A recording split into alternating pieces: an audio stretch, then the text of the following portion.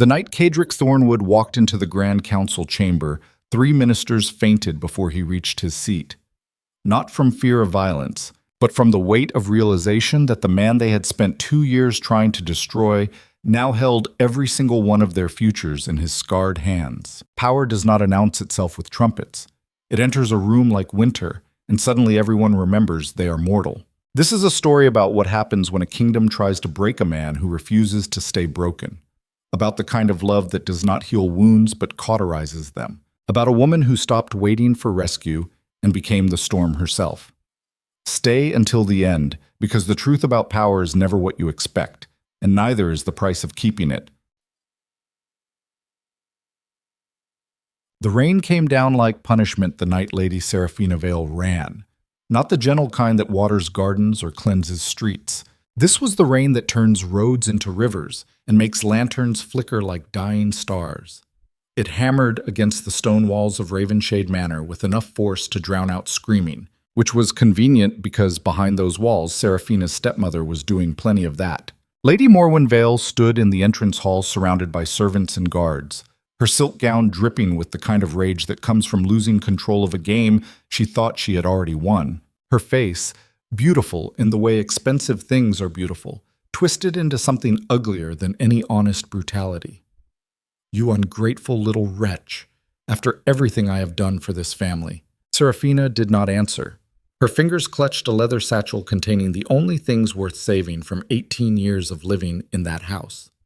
Not jewelry, not gowns. Just her father's private journals and a silver locket that still smelled like his tobacco.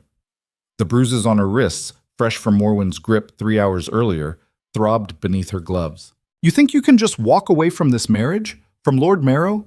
Do you have any idea what you have cost me? That was the problem, actually.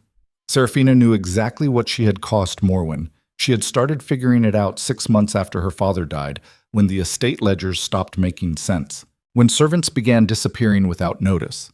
When Cedric Marrow started visiting the manor at midnight with contracts that needed signing before dawn. Her father had been a good man. Boring, maybe? Predictable. The kind of lord who believed fairness mattered more than profit. He died drinking wine in his study on a Tuesday evening, and the physician called it heart failure, which was technically true if you considered poison a kind of cardiovascular stress.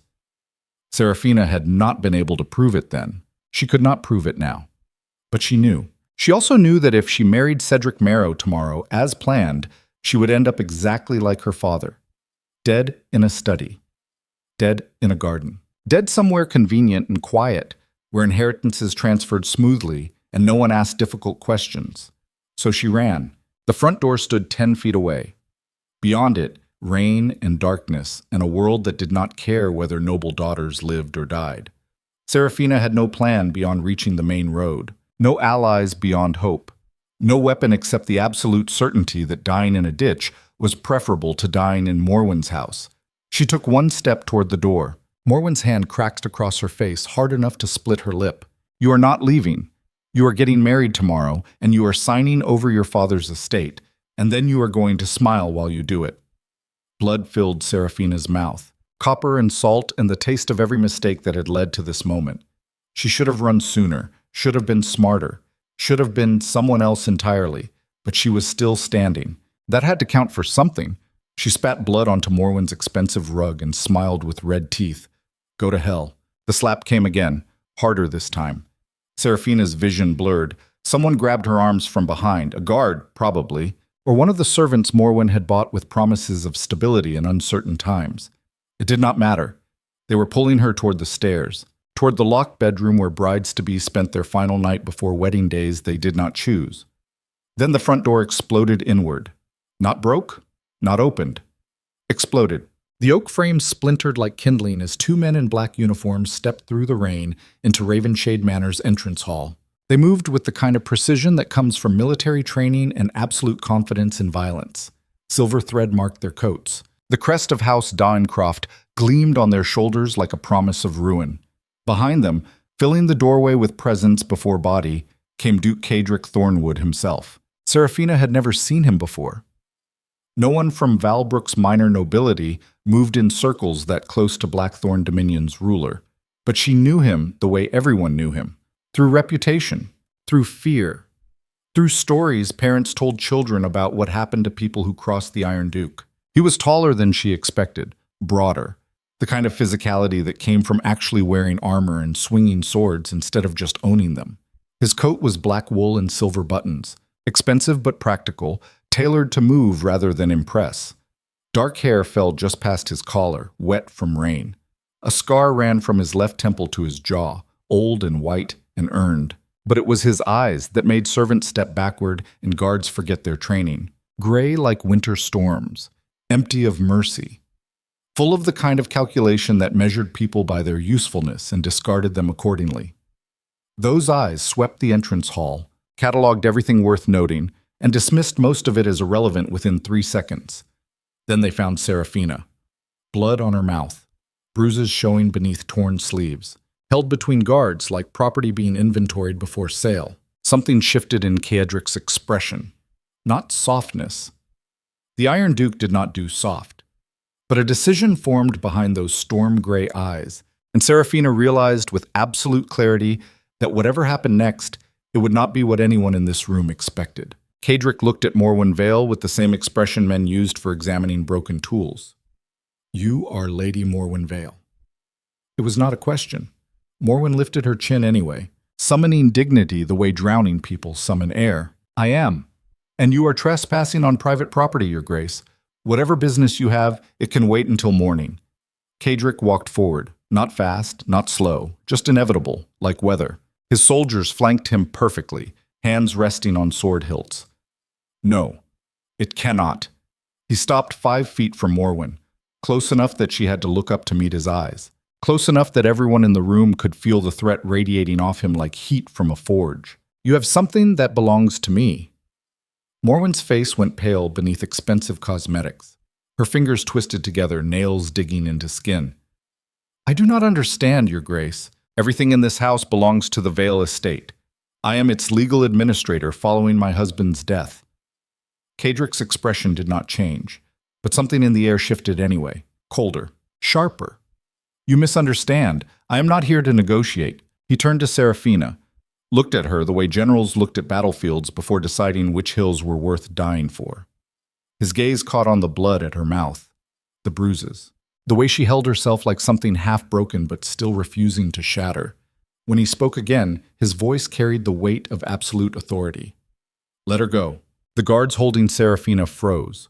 One of them glanced at Morwen, confusion written across his face. She gave a tight shake of her head. "No." That single word hung in the air for exactly 2 seconds. Then Carriage moved. He crossed the distance between them faster than anyone expected. One hand locked around the first guard's wrist with enough force to make bones grind. The man gasped, dropped. Carriage shoved him aside without looking and grabbed the second guard by the throat, lifting him onto his toes like a puppet.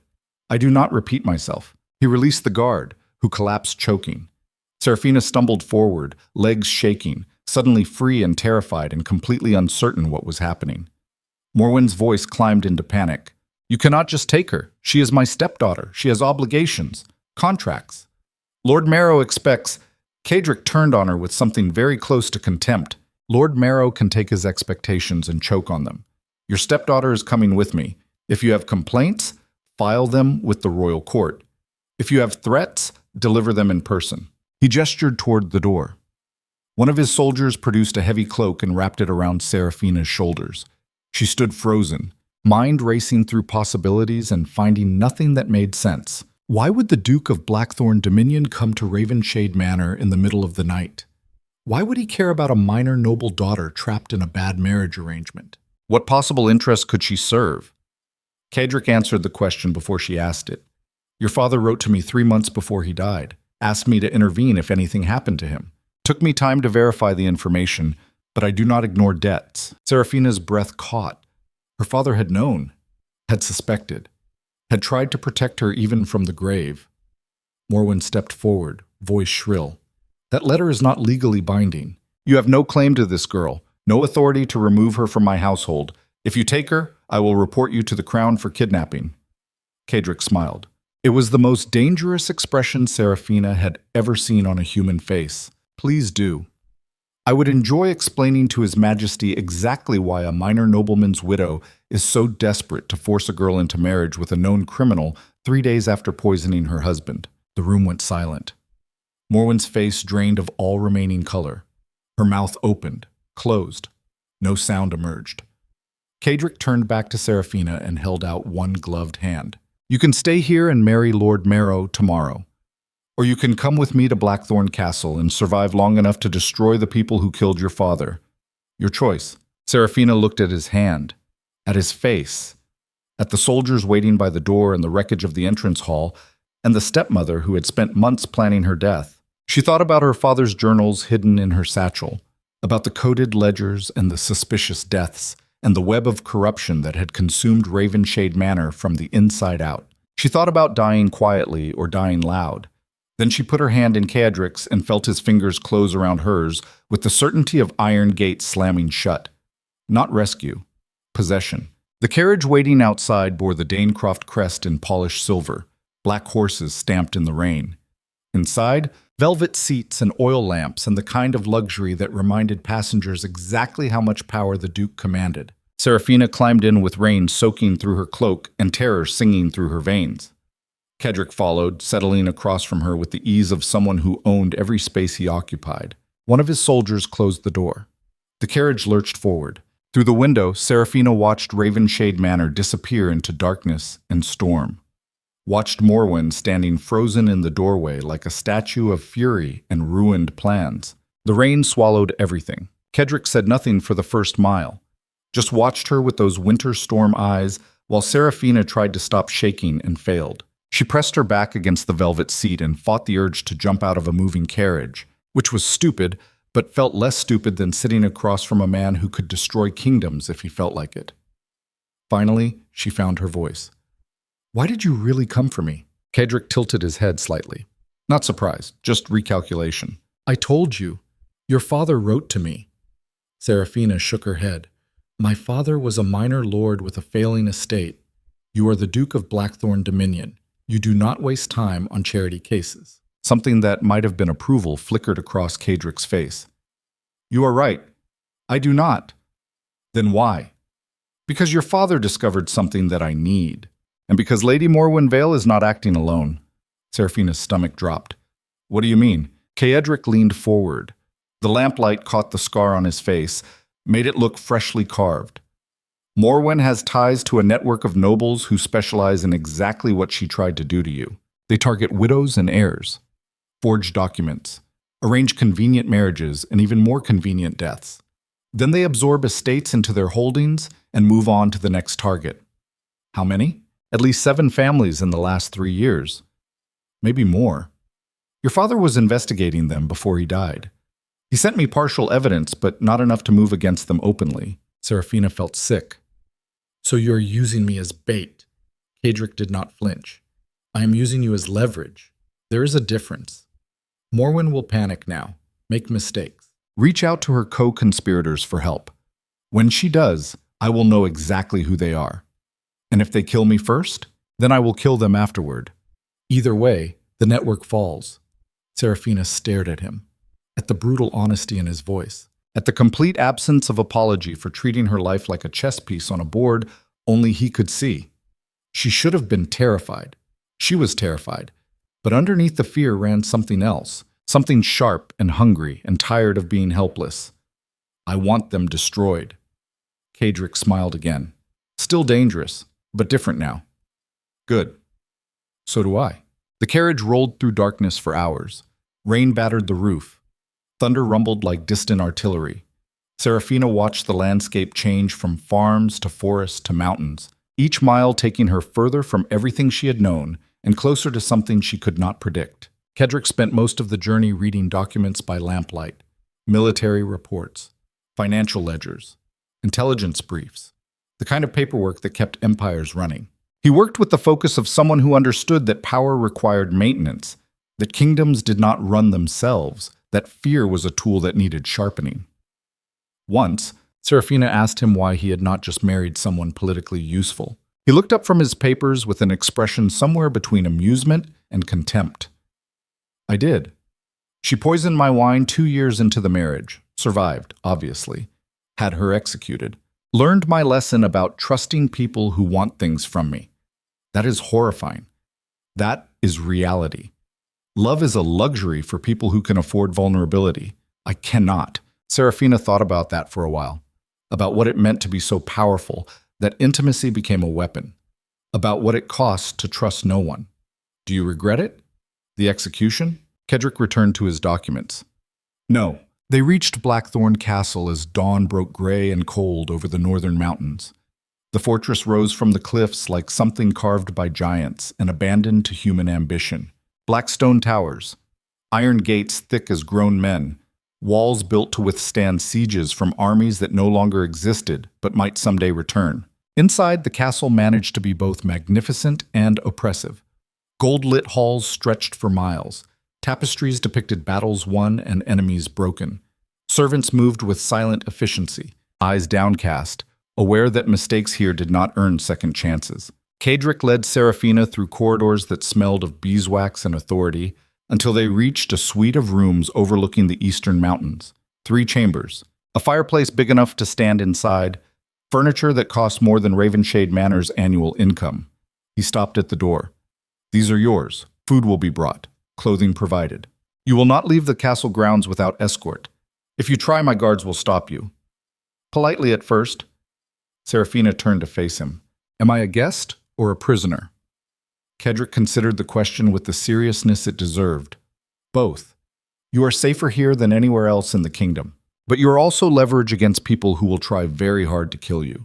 That makes you valuable. Valuable things get protected and controlled. He started to leave, then paused. Your father's journals. I need them. Serafina's hand tightened on her satchel. No. Kedrick's eyes narrowed. That was not a request. I do not care. They are the only proof I have that my father was murdered. If I give them to you, I lose my only weapon. Kedrick stepped closer. Close enough that Serafina could smell rain and leather and something darker underneath. Close enough that she had to tilt her head back to maintain eye contact. His voice dropped to something just above a whisper. You do not have weapons. You have survival. And right now, your survival depends on me wanting you alive more than I want those journals. Do not test which I value more. They stood like that for 10 seconds. 20. Serafina's heart hammered against her ribs.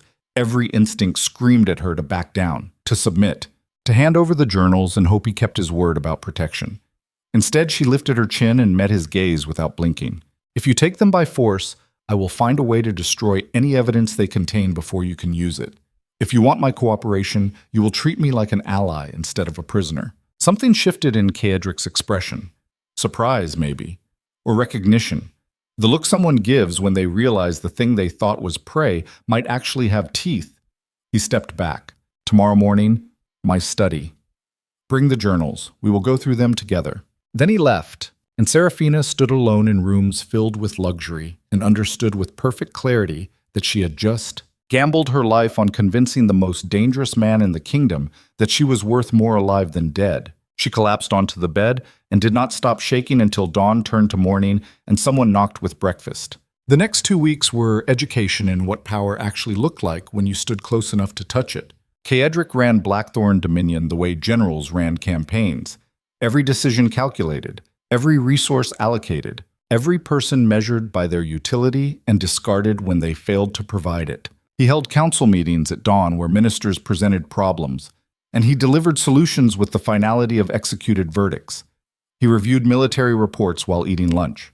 He signed trade agreements and death warrants with the same pen. Serafina attended most of these meetings because Kedrick demanded it. Not because he valued her opinion, but because he wanted her to understand exactly what kind of world she had entered. Wanted her to see how kingdoms worked when mercy took a back seat to survival. She learned fast. Learned that the Duke who had rescued her from Ravenshade Manor was exactly the monster his reputation promised. That he executed traitors without hesitation. That he taxed his territories hard, but kept the roads maintained and bandits controlled because productive subjects paid more than terrified ones. That he believed compassion was weakness, and weakness invited conquest. But she also learned he was fair. Brutal, yes. Harsh, absolutely. But fair. He kept his word, rewarded competence. punished incompetence equally whether you were a nobleman or a servant. In a world built on favoritism and corruption, that kind of consistency was almost revolutionary. They spent hours in his study going through her father's journals. The entries were coded, written in a cipher that took Serafina 3 days to crack. Once decoded, they revealed a pattern of death stretching back 5 years. Names, dates, methods, financial transfers, a network of nobles who had turned inheritance law into an industry. At the center of it all was Lord Cedric Marrow and Lady Morwen Vale. But behind them, pulling strings, was someone else. Someone her father had only identified as the Chancellor. Cedric read that entry twice, expression unreadable. Gideon Voss. You know him? Everyone knows him. Lord Chancellor of the Royal Treasury, His Majesty's most trusted advisor. Untouchable. Serafina felt hope crumble. Then we cannot stop this. Cedric smiled. The dangerous one. I did not say that. I said he is untouchable, not unkillable. He began preparing for war, not the obvious kind with armies and banners, but the quieter kind fought in council chambers and private estates. He sent letters to allies, called in favors, moved money and soldiers into position. Every action designed to force Morwen and her network into revealing themselves. And through it all, Serafina found herself pulled deeper into Cedric's orbit. It started small. He asked her opinion during meetings, noticed when she pointed out flaws in proposed strategies, started keeping her beside him during negotiations because noblemen said things around women they thought were decorative that they never said around the Duke of Blackthorn. Then it became something else. Cedric started finding excuses to speak with her privately, started watching her during dinner with an intensity that made servants whisper, started touching her hand when he walked past her chair, casual but deliberate, claiming territory. Serafina felt it too. The pull. The way he dominated every room he entered. The way his control extended to everything and everyone except, increasingly, himself around her. One night, she found him on the battlement staring at the mountains beneath moonlight. Rain threatened on the horizon. He did not turn when she approached. You should be inside, so should you. I do not need sleep. Everyone needs sleep. Cedric smiled without humor. Not me. I need control. Sleep costs control. So I stay awake and rule. Serafina leaned against the stone wall beside him. That sounds exhausting. It is.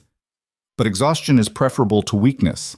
And sleep is weakness. She studied his profile. The scar. The hard lines of his face. The way he held himself like even relaxation was a tactical decision. You cannot live like this forever. Watch me. She should have left then. Should have recognized the warning signs. Should have understood that a man who could not afford vulnerability would never offer it. Instead, she asked the question that had been building for days. Why did you really save me? Cedric finally looked at her, gray eyes like storm fronts. I told you. I know what you told me. I want to know the truth. Silence stretched between them. Rain began to fall. Light at first, then harder. Neither moved. Finally, Cedric spoke. Because I saw myself in you. Someone trapped by people who thought they owned them, and I remembered what it felt like to want them all dead. His voice carried something raw underneath the control, something human beneath the armor. Serafina took a step closer. Did you kill them? The people who trapped you? Every single one. Good. They stood in the rain while thunder rolled overhead, and something dangerous sparked between them. Not love. Love required safety. This was hunger and recognition and the understanding that two people shaped by violence could either destroy each other or burn down the world together. Cedric reached out and touched her face. Gentle, almost. His thumb traced the faint scar where Morwen's ring had split her lip weeks ago. You should be afraid of me. I am. Good. Then he kissed her like claiming territory. Not soft, not gentle, with the absolute certainty of someone who took what they wanted and kept it. Serafina kissed back like someone who had stopped waiting for permission to survive. When they broke apart, Cedric's control had fractured completely. She could see it in his eyes. The hunger, the possessiveness, the absolute refusal to let her go now that he had decided she was his. He stepped back, breathing hard. This is a mistake. Probably. I do not share. I do not compromise. If you stay, Serafina interrupted, then I stay. Cadric stared at her for 5 seconds, 10, then nodded once and walked away, leaving her alone on the battlements with rain soaking through her gown and the absolute certainty that she had just made either the best or worst decision of her life. The kingdom noticed the shift immediately. Rumors spread through noble circles faster than plague. The Duke of Blackthorn had taken a mistress. No, a ward. No, a political hostage. Stories twisted and multiplied until no one knew the truth. But everyone had opinions. Some said Cadric planned to marry her to secure the Vale fortune. Others claimed she had bewitched him. A few insisted he was only protecting her out of obligation to her father. None of them understood what was actually happening. Cadric did not hide Seraphina. He displayed her, put her beside him at council meetings, walked with her through the castle gardens where ambassadors could see, made it clear through action rather than words that touching her meant declaring war on him. The crown grew uneasy. His Majesty's advisors sent letters questioning Cadric's intentions, suggesting he needed permission before taking custody of another noble's dependent, hinting that such behavior might be seen as overreach. Cadric burned the letters in his fireplace and sent back a single sentence. "Come take her if you think you can." Morwen Vale panicked exactly as Cadric predicted.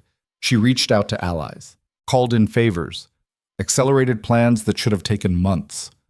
Within 2 weeks, assassins entered Blackthorn territory disguised as merchants. Bribes infected the capital. False accusations spread claiming Cadric intended to overthrow the crown. The network revealed itself trying to save itself. Cadric cataloged every name, every transaction, every thread connecting back to Chancellor Gideon Voss. Built a case brick by brick, while Seraphina helped translate her father's coded entries and testified to everything Morwen had done. Then came the Crimson Masquerade. The royal palace hosted the event annually. A grand celebration where nobles wore masks and played at being mysterious while actually conducting business and forming alliances. Everyone who mattered attended. Refusal meant social death. Cadric received his invitation 3 weeks in advance. He read it once and smiled. "They're going to try to kill me there." Seraphina's blood went cold. "Then do not go." Not going means admitting fear. Admitting fear means losing power. Losing power means death. So I go. "And me?" He looked at her with those storm-gray eyes. "You come with me. You are part of this now. Either we end it together or we die together." The night of the Crimson Masquerade arrived dressed in silk and sharp edges. The royal palace blazed with light. Chandeliers hung like captured sun. Music swelled through ballrooms big enough to house armies.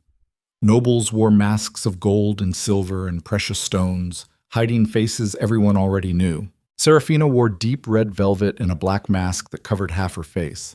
She felt exposed despite the disguise. Every eye in the ballroom tracked her movements. Every whisper carried her name. Cadric wore black with silver thread and a half mask that somehow made him more intimidating instead of less. He moved through the crowd with absolute confidence, Seraphina beside him, one hand resting possessively on her lower back. Claiming. Always claiming.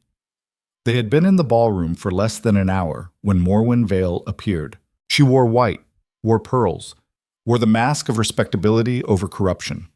Cedric Marrow stood beside her, scarred and cruel and hungry for power that did not belong to him.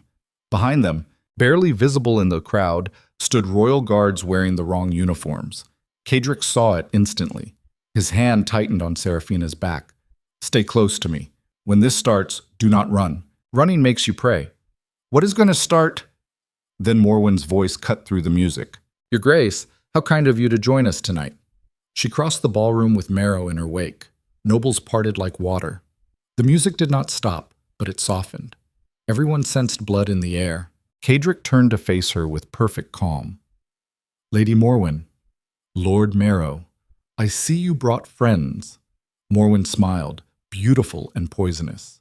"We have been meaning to discuss your recent behavior. Taking custody of my stepdaughter without authorization. Harboring a fugitive. Making threats against loyal subjects of the crown.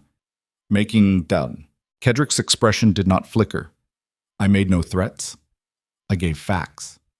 You murdered your husband, attempted to force his daughter into marriage to steal her inheritance. Those are not accusations. Those are observations. Prove it." "I intend to." Morwen gestured. The royal guards wearing wrong uniforms moved closer. More appeared from side doors. Too many, all positioned to surround. Marrow stepped forward, face twisted with contempt. You think you can just take what belongs to us? You think power protects you from consequences? Kadric smiled. The dangerous one, the one that meant bodies. Power is not a shield, you idiot. Power is a hammer, and you just volunteered to be the nail. Then everything happened at once. Morwen accused Kadric of treason before the court. False guards surrounded the ballroom. Marrow lunged for Seraphina, trying to seize her publicly to legitimize control over her inheritance. He made it 3 steps before Kadric's fist shattered his jaw. The ballroom erupted into chaos. Nobles screamed. False guards drew swords. The music stopped abruptly, replaced by steel ringing against marble, and shouted orders cutting through panic. But Kadric had planned for this. Blackthorn soldiers stormed through side entrances. Real royal guards loyal to the crown itself followed behind them, summoned by letters Kadric had sent weeks ago directly to His Majesty. Gideon Voss appeared from the shadows with ledgers containing years of evidence against the conspiracy. The Chancellor had chosen sides, and he had chosen survival. Morwen screamed accusations that no one heard. Marrow tried to escape and died on the palace steps with a sword through his ribs. False guards surrendered when they realized they were outnumbered 5-1. Kadric stood in the center of the ballroom, covered in blood that was not his, with Seraphina beside him, holding the journals that proved everything. When dawn broke over the capital, the conspiracy lay in ruins. Morwen Vale was dragged away in chains, still wearing her pearls.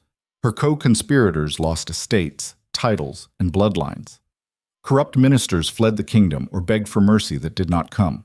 Gideon Voss emerged untouched because he had understood early the kingdom survived by knowing when to cut rot away. Kadric stood untouched above it all. The crown granted him expanded authority over northern territories, not out of gratitude but out of fear. Fear of what he had just accomplished. Fear of what he might do next. As for Seraphina, she returned to Ravenshade Manor once, walked through halls that no longer felt haunted, restored her father's portrait above the great fireplace, left flowers on his grave. Then she went back to Blackthorn Castle and never left again. Weeks later, she stood with Kadric on the battlements overlooking a kingdom that had tried to break them and failed. His hand wrapped around hers possessively, not gently, with absolute certainty. "They do not love us," she said. "No, but they fear us. And fear is more reliable. Is that enough for you?" Kadric turned to face her, storm-gray eyes holding hers. "You are enough for me. Everything else is just survival." Seraphina leaned into him, into the certainty and hunger and brutal honesty that defined everything he was. "Then survive with me, always." Below them, torchlight burned across the valley. Blackthorn banners stood untouched. The kingdom whispered about the duke who destroyed a conspiracy in one night, and the woman who stood beside him while he did it. No one dared call her a victim anymore. And deep in the castle archives, locked behind iron doors that only Kadric could open, sat letters from nobles who had started asking uncomfortable questions about other widows and other heirs and other convenient deaths throughout the kingdom.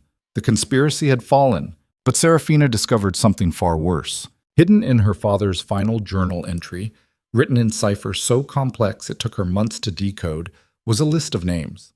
Not the nobles they had already destroyed. Different names, higher names. Names that reached all the way to... The study door burst open. Kadric stood in the doorway, covered in blood, sword still drawn, eyes wild with something between rage and terror. "We need to leave. Now. They know what your father discovered, and they are coming." The blood on Kadric's coat was still wet. That detail registered first in Seraphina's mind before the words he had just spoken fully penetrated. Fresh blood.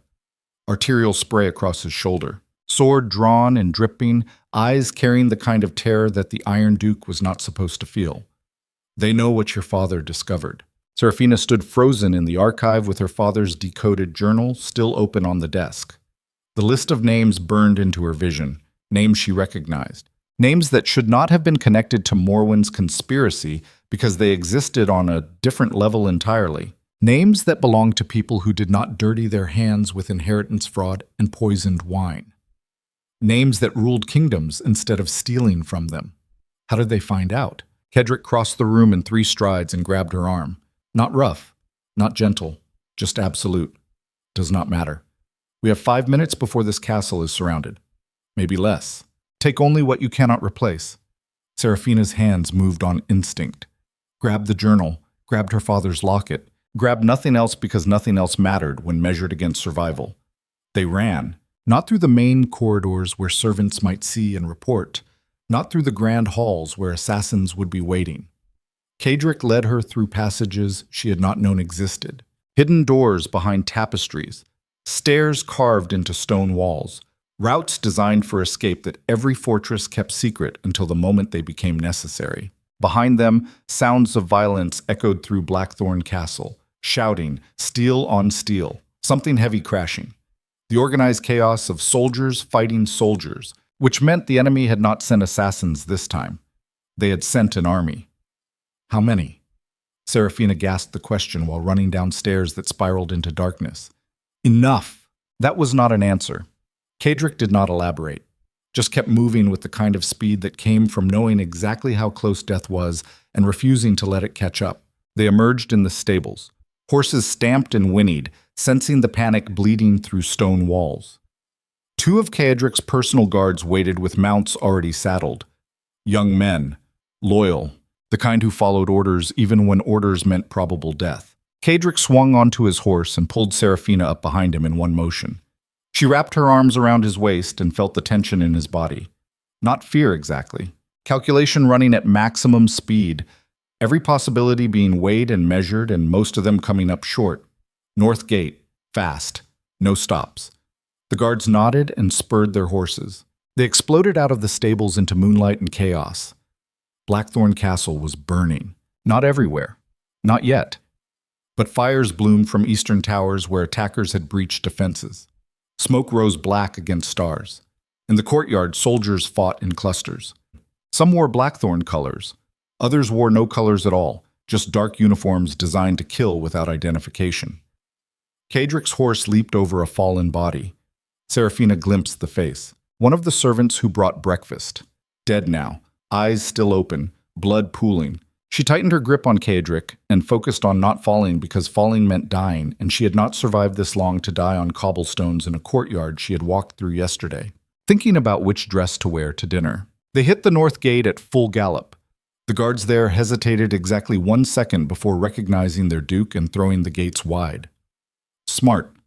Hesitation cost lives, but they had hesitated in service of verification rather than cowardice. Cadric would remember that, assuming any of them survived long enough for memory to matter. The horses pounded across the bridge, spanning the ravine that made Blackthorn Castle nearly impregnable. Behind them, more sounds of battle. Ahead, darkness and forest and a kingdom that had just become actively hostile. They rode for 3 hours without stopping. Rode until the horses were foaming and Seraphina's legs were numb, and Cadric finally pulled up in a clearing deep enough into the forest that firelight from the castle no longer showed through trees. One of the guards dismounted and scouted the perimeter. The other stood watch. Cadric helped Seraphina down and she collapsed against a tree trunk, breathing hard, trying to process what had just happened and failing. Who were they? Cadric stood looking back toward where his castle burned. His profile was carved stone in moonlight. Royal forces, His Majesty's personal guard, mixed with mercenaries to hide the official sanction. The crown tried to kill you? Not me. Us. But mostly you. Seraphina's breath caught. Why? Cadric turned to face her, storm-gray eyes empty of everything except cold analysis. Because your father did not just discover a conspiracy to steal estates. He discovered how high it went. And apparently someone decided that information was too dangerous to let exist. She pulled the journal from inside her coat with shaking hands, held it up. It is in here. The last entry. Names, dates, payments traced back to the royal treasury itself. My father thought Chancellor Voss was the mastermind, but he was wrong. Voss was just a middleman. The real architect is, do not say it. Cadric's voice cracked like a whip, sharp enough to make both guards look over. He crossed to her and took the journal, opened it to the final page, read the decoded entry by moonlight. His expression did not change, but something in his posture did. A tightening, a coiling. The body language of a predator realizing the prey had always been bait. When he spoke again, his voice carried the weight of absolute certainty. We cannot go back. Cannot negotiate. cannot surrender. The moment your father wrote these names, he signed both of your death warrants. The only reason you lived this long was because they did not know you had this. And now they do. Now they do. One of the guards returned from scouting. Young face, maybe 20. Old enough to kill, but young enough to still look surprised when death came calling. Your Grace, we need to keep moving. I saw torches south of here. Could be hunters. Could be soldiers tracking us. Kedrick nodded once. How far to the border? 2 days hard riding if we push the horses. 1 day if we kill them.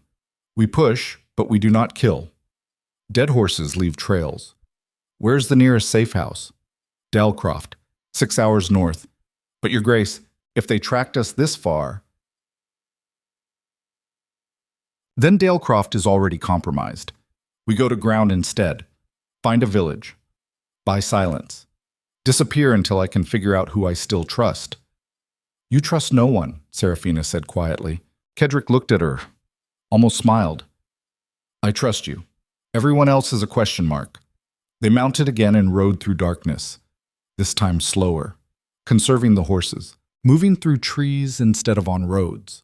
The kind of travel that took hours and covered miles in ways that made tracking difficult. Seraphina held on to Carriage and thought about the names in that journal, thought about what it meant that corruption reached all the way to the throne, thought about how her father had died knowing the truth and being unable to speak it because speaking meant execution.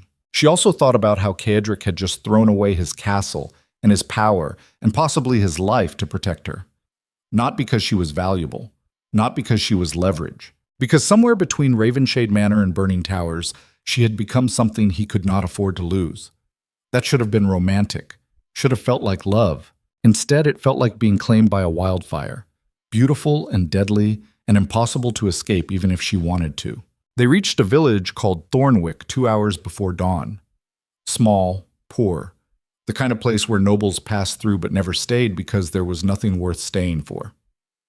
15 houses, 1 inn, a blacksmith, a general store that probably sold 3 things and called it variety, perfect for disappearing. Kedrick paid the innkeeper double the normal rate for a room and silence. The man took the coins without asking questions because people who asked questions in places like Thornwick ended up with answers that got them killed. The room was barely large enough for a bed and a wash basin. No fireplace. Walls thin enough to hear conversations from adjacent rooms. The kind of lodging that reminded you poverty was not romantic no matter what stories claimed. Seraphina sat on the bed while Carriage posted guards outside and checked the perimeter. When he returned, he looked more exhausted than she had ever seen him.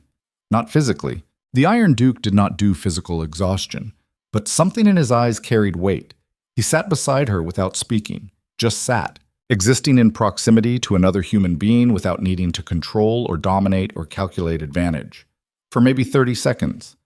Then he stood and started pacing. I need to know who betrayed me.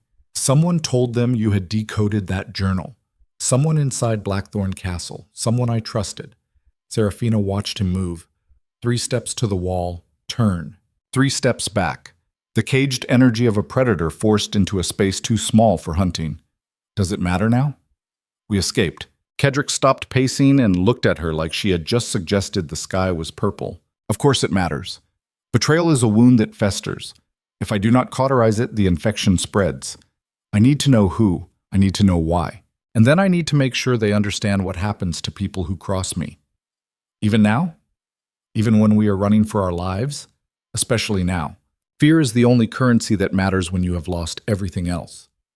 Seraphina stood and crossed to him, put her hands on his chest and felt his heart hammering beneath the blood-stained coat. You have not lost everything. Kedrick's hands came up to grip her wrists, not hard enough to hurt, hard enough to demonstrate that he could if he chose. I have lost my castle, my army, my political position, my ability to protect you properly. That is everything. You still have me. That is not enough. The words came out sharp, brutal, honest in the way that cuts deeper than lies. Seraphina did not flinch. Then what is enough? How much power do you need before you stop being afraid? I am not afraid. You are terrified, I can feel it. The great Iron Duke who fears nothing is standing in a peasant inn wearing a dead man's blood because someone finally found a weapon that works against him. Me. I am the weakness you cannot afford and cannot abandon. Kadrick's grip on her wrists tightened. His eyes went cold. Careful. Or what? You will hurt me? You will throw me out? You will stop caring whether I live or die? We both know you cannot. You are stuck with me the same way I am stuck with you. So stop pretending this is a choice you are making. It stopped being a choice the night you pulled me out of Ravenshade Manor. Silence filled the room. Heavy, sharp. The kind of silence that came before violence or honesty, and no one could predict which. Kadrick released her wrists and turned away. You are right, which is why we are both going to die. Serafina felt something crack inside her chest. Not her heart. Something deeper. The place where hope lived before reality killed it. Then we die together. I would rather have that than live without you. That is stupid, probably. But I stopped making smart decisions when I got into your carriage. Now I am making survival decisions. And surviving means staying with the most dangerous person in the room. Kadrick turned back, studied her face, looking for lies, for manipulation, for anything that matched the world he understood, where everyone wanted something and nothing was given freely. He found nothing, because Serafina had stopped lying weeks ago, had stopped pretending she was anything except exactly what circumstances had made her. A woman who chose a monster over martyrdom and decided that was acceptable. Kadrick crossed the distance between them and kissed her. Not like claiming territory this time. Like drowning. Like grasping for something solid while the world collapsed. Serafina kissed back and tasted blood and smoke and desperation. Felt his hands in her hair. Felt his body against hers. Felt the absolute certainty that this was probably the last moment of something close to peace either of them would ever experience. When they broke apart, Kadrick rested his forehead against hers. I will get you out of this kingdom. Find somewhere they cannot reach. Buy you a new life. And you? I go back? Burn down everyone who tried to burn me. Die trying if necessary. Serafina pulled back and hit him, open palm across his face, hard enough to snap his head sideways. The room went silent. Kadrick touched his cheek, looked at the blood on his fingers from where her ring had split his skin, then looked at her with something between surprise and calculation. Do that again, and I will tie you to the bed until you remember who you are hitting. Do that suicide plan, and I will let you tie me to the bed, because at least then you cannot get yourself killed. They stared at each other. Two people shaped by violence trying to figure out how to stop destroying everything they touched. Finally, Kadrick spoke. You should be afraid of me. I am, but I'm more afraid of a world where you are dead and I am not. That is not love. That is dependence. Call it whatever you want. I'm not letting you die alone out of some misguided sense of honor. If you go back, I go back. If you fight, I fight. If you die, I die. Those are the terms. Accept them or tie me to the bed and hope I forgive you eventually. Kadrick stared at her for 10 seconds. 20. Then he started laughing, low and dark, and edged with something that might have been admiration. You are either the bravest person I have ever met or the stupidest. Can I be both? Apparently. He pulled her close again, this time not kissing, just holding, the way people hold lifelines in storms. Fine. We go back together. We fight together. We probably die together. But first, we figure out who betrayed me. And then we make them regret every decision that led to this moment. Serafina nodded against his chest. Good. I want to watch. They slept for 3 hours. Not enough. Never enough. But more than soldiers got and less than they needed. When dawn broke gray through a window without curtains, Kadrick was already awake and planning. He spread a hand-drawn map across the bed. Points marked in charcoal. Routes sketched. Distances estimated. We have 3 options. First, run to Nordmark across the border, claim asylum. Live in exile while the kingdom tears itself apart. You would hate exile. Yes. Second option, go to the capital and present the journal directly to His Majesty. Force a public trial. Hope truth matters more than politics. Truth never matters more than politics. Correct. Third option, we destroy everyone named in that journal before they destroy us. Hunt them one by one. Burn their estates. Kill their families. Make an example so loud the kingdom cannot ignore it. That is war. That is survival. War is just survival with better uniforms. Serafina studied this map, studied Kadrick's face, studied the space between what he was saying and what he actually wanted to do. You already chose option 3 hours ago. I just wanted to see if you would object. I am objecting to the part where we die. That part is negotiable. Everything else is fixed. One of the guards knocked. Awesome. Kaedric opened the door to find both men looking grim. Your Grace. Riders approaching. 6 men, armed, flying royal colors. How long? 10 minutes. Maybe less. Kaedric turned to Seraphina. This is your last chance to run. Let me surrender. Trade my life for yours. They might let you live if you give them the journal. Seraphina picked up the journal and held it out to him. Then you better keep this safe, because I am not giving it to anyone except a headsman if that is what it takes to keep you alive. Kaedric took the journal and slid it inside his coat, looked at her with those storm-gray eyes that had seen too much death and not enough mercy. You're going to make me do terrible things to keep you alive. I know. Do them anyway. He smiled. The dangerous one. The one that meant bodies. With pleasure. They armed themselves from weapons the guards had carried. Swords for Kaedric and his men. A short blade for Seraphina because she had never trained for combat, but refusing a weapon seemed stupider than carrying one poorly. Then they waited. The riders came fast. Stopped outside the inn with horses stamping and leather creaking. Voices called out. Orders given. Doors kicked open. Kaedric stood in the center of the small room with his sword drawn and his face empty of everything except cold purpose. When they come through that door, stay behind me. If I fall, run through the window. Do not stop. Do not look back. Just run. If you fall, I am already dead. So I will stay and make them work for it. Stubborn. Practical. Same thing in this case. The door exploded inward. 6 men poured into the room with weapons drawn and royal crests gleaming. Professional soldiers. Well-trained. The kind who killed for pay and slept fine afterward. Their leader was a captain Seraphina recognized from the Crimson Masquerade. Older. Scarred. Eyes carrying the weight of orders that conflicted with conscience and conscience losing. Duke Kaedric Thornwood, you are under arrest for treason, conspiracy, and harboring enemies of the crown. Surrender your weapon and come peacefully. Kaedric tilted his head slightly. And if I refuse, then we take you by force. You can try. The captain sighed, looked genuinely regretful. I have orders to bring you back alive if possible. Her, they do not care about. Make this easy, and she might survive. Kaedric's expression did not change, but the temperature in the room dropped 10 degrees. Touch her, and I will make sure your death takes 3 days. The captain nodded to his men. Take them. What happened next took less than 30 seconds and felt like drowning in violence. Kaedric moved first. Faster than men in armor should move. His sword took the first soldier in the throat, spun, blocked an attack from the second, kicked the third hard enough to shatter ribs. His guards joined the fight with the kind of loyalty that meant dying beside your duke was preferable to living without him. Blood sprayed across walls. Steel rang on steel. Men screamed. The small room became a slaughterhouse. Seraphina pressed herself against the wall and gripped her short blade and fought the urge to vomit because she had never seen this much death this close. Had never watched Kaedric kill like he was killing now. Efficient, brutal, without hesitation or mercy. This was the Iron Duke the kingdom feared. The man who built his reputation on making examples out of enemies. The ruler who understood that power required demonstration. 3 soldiers went down in the first 10 seconds. The captain managed to wound one of Kaedric's guards. The remaining 2 soldiers tried to flank.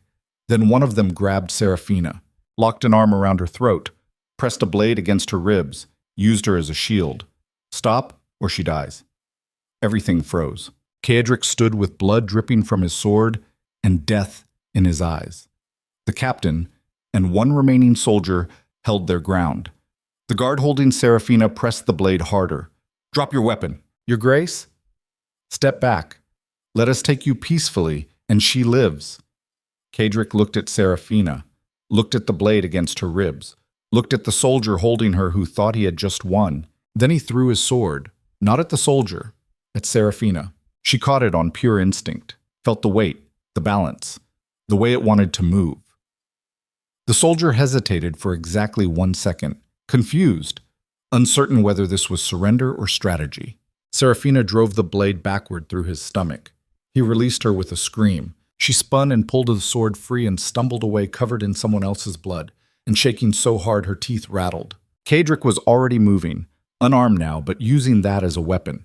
He caught the captain's sword thrust, broke the man's wrist, took his blade, killed him with it. The last soldier tried to run and died in the doorway. Silence filled the room, heavy, wet, the smell of death and voided bowels and spilled blood. Seraphina dropped the sword and collapsed against the wall. Her hands were covered in blood. Her dress was ruined. Her mind could not process what she had just done.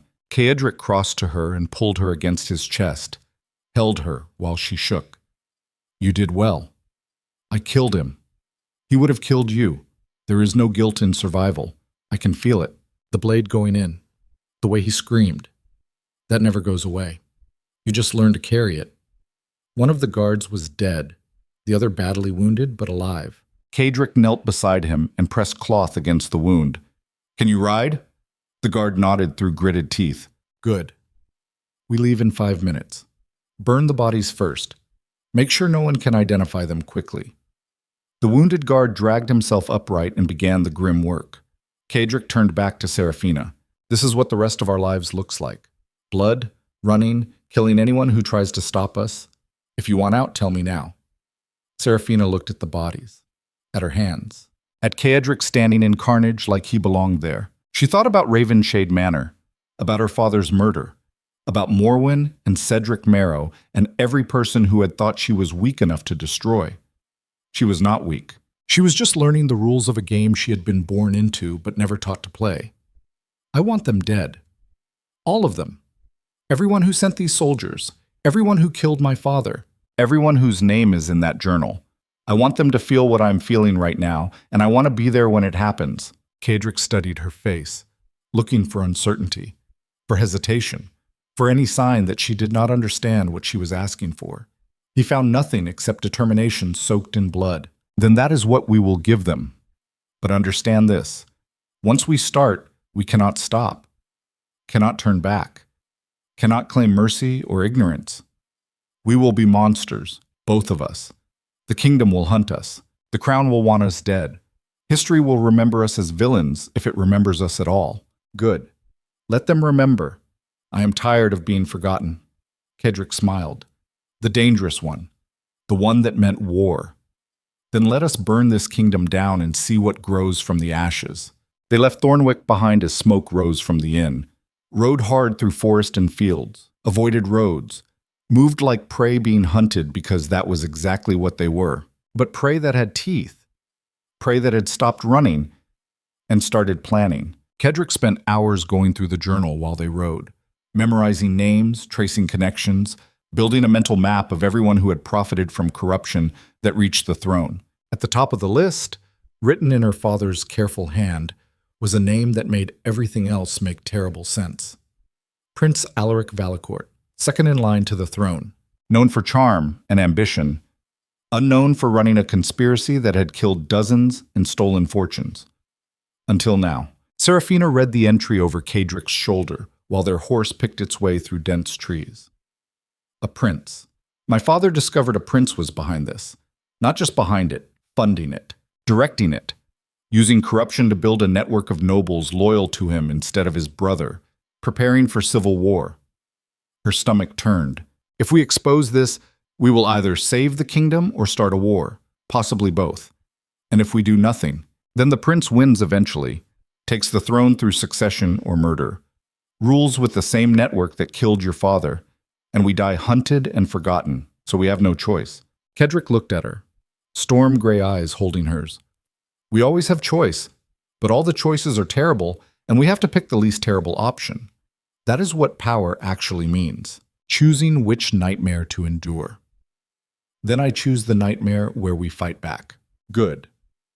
Because I already sent letters from Thornwick, coded, to every enemy Prince Alaric has ever made, every noble he insulted, every general he dismissed, every person with grudges and ambition and reasons to want him destroyed.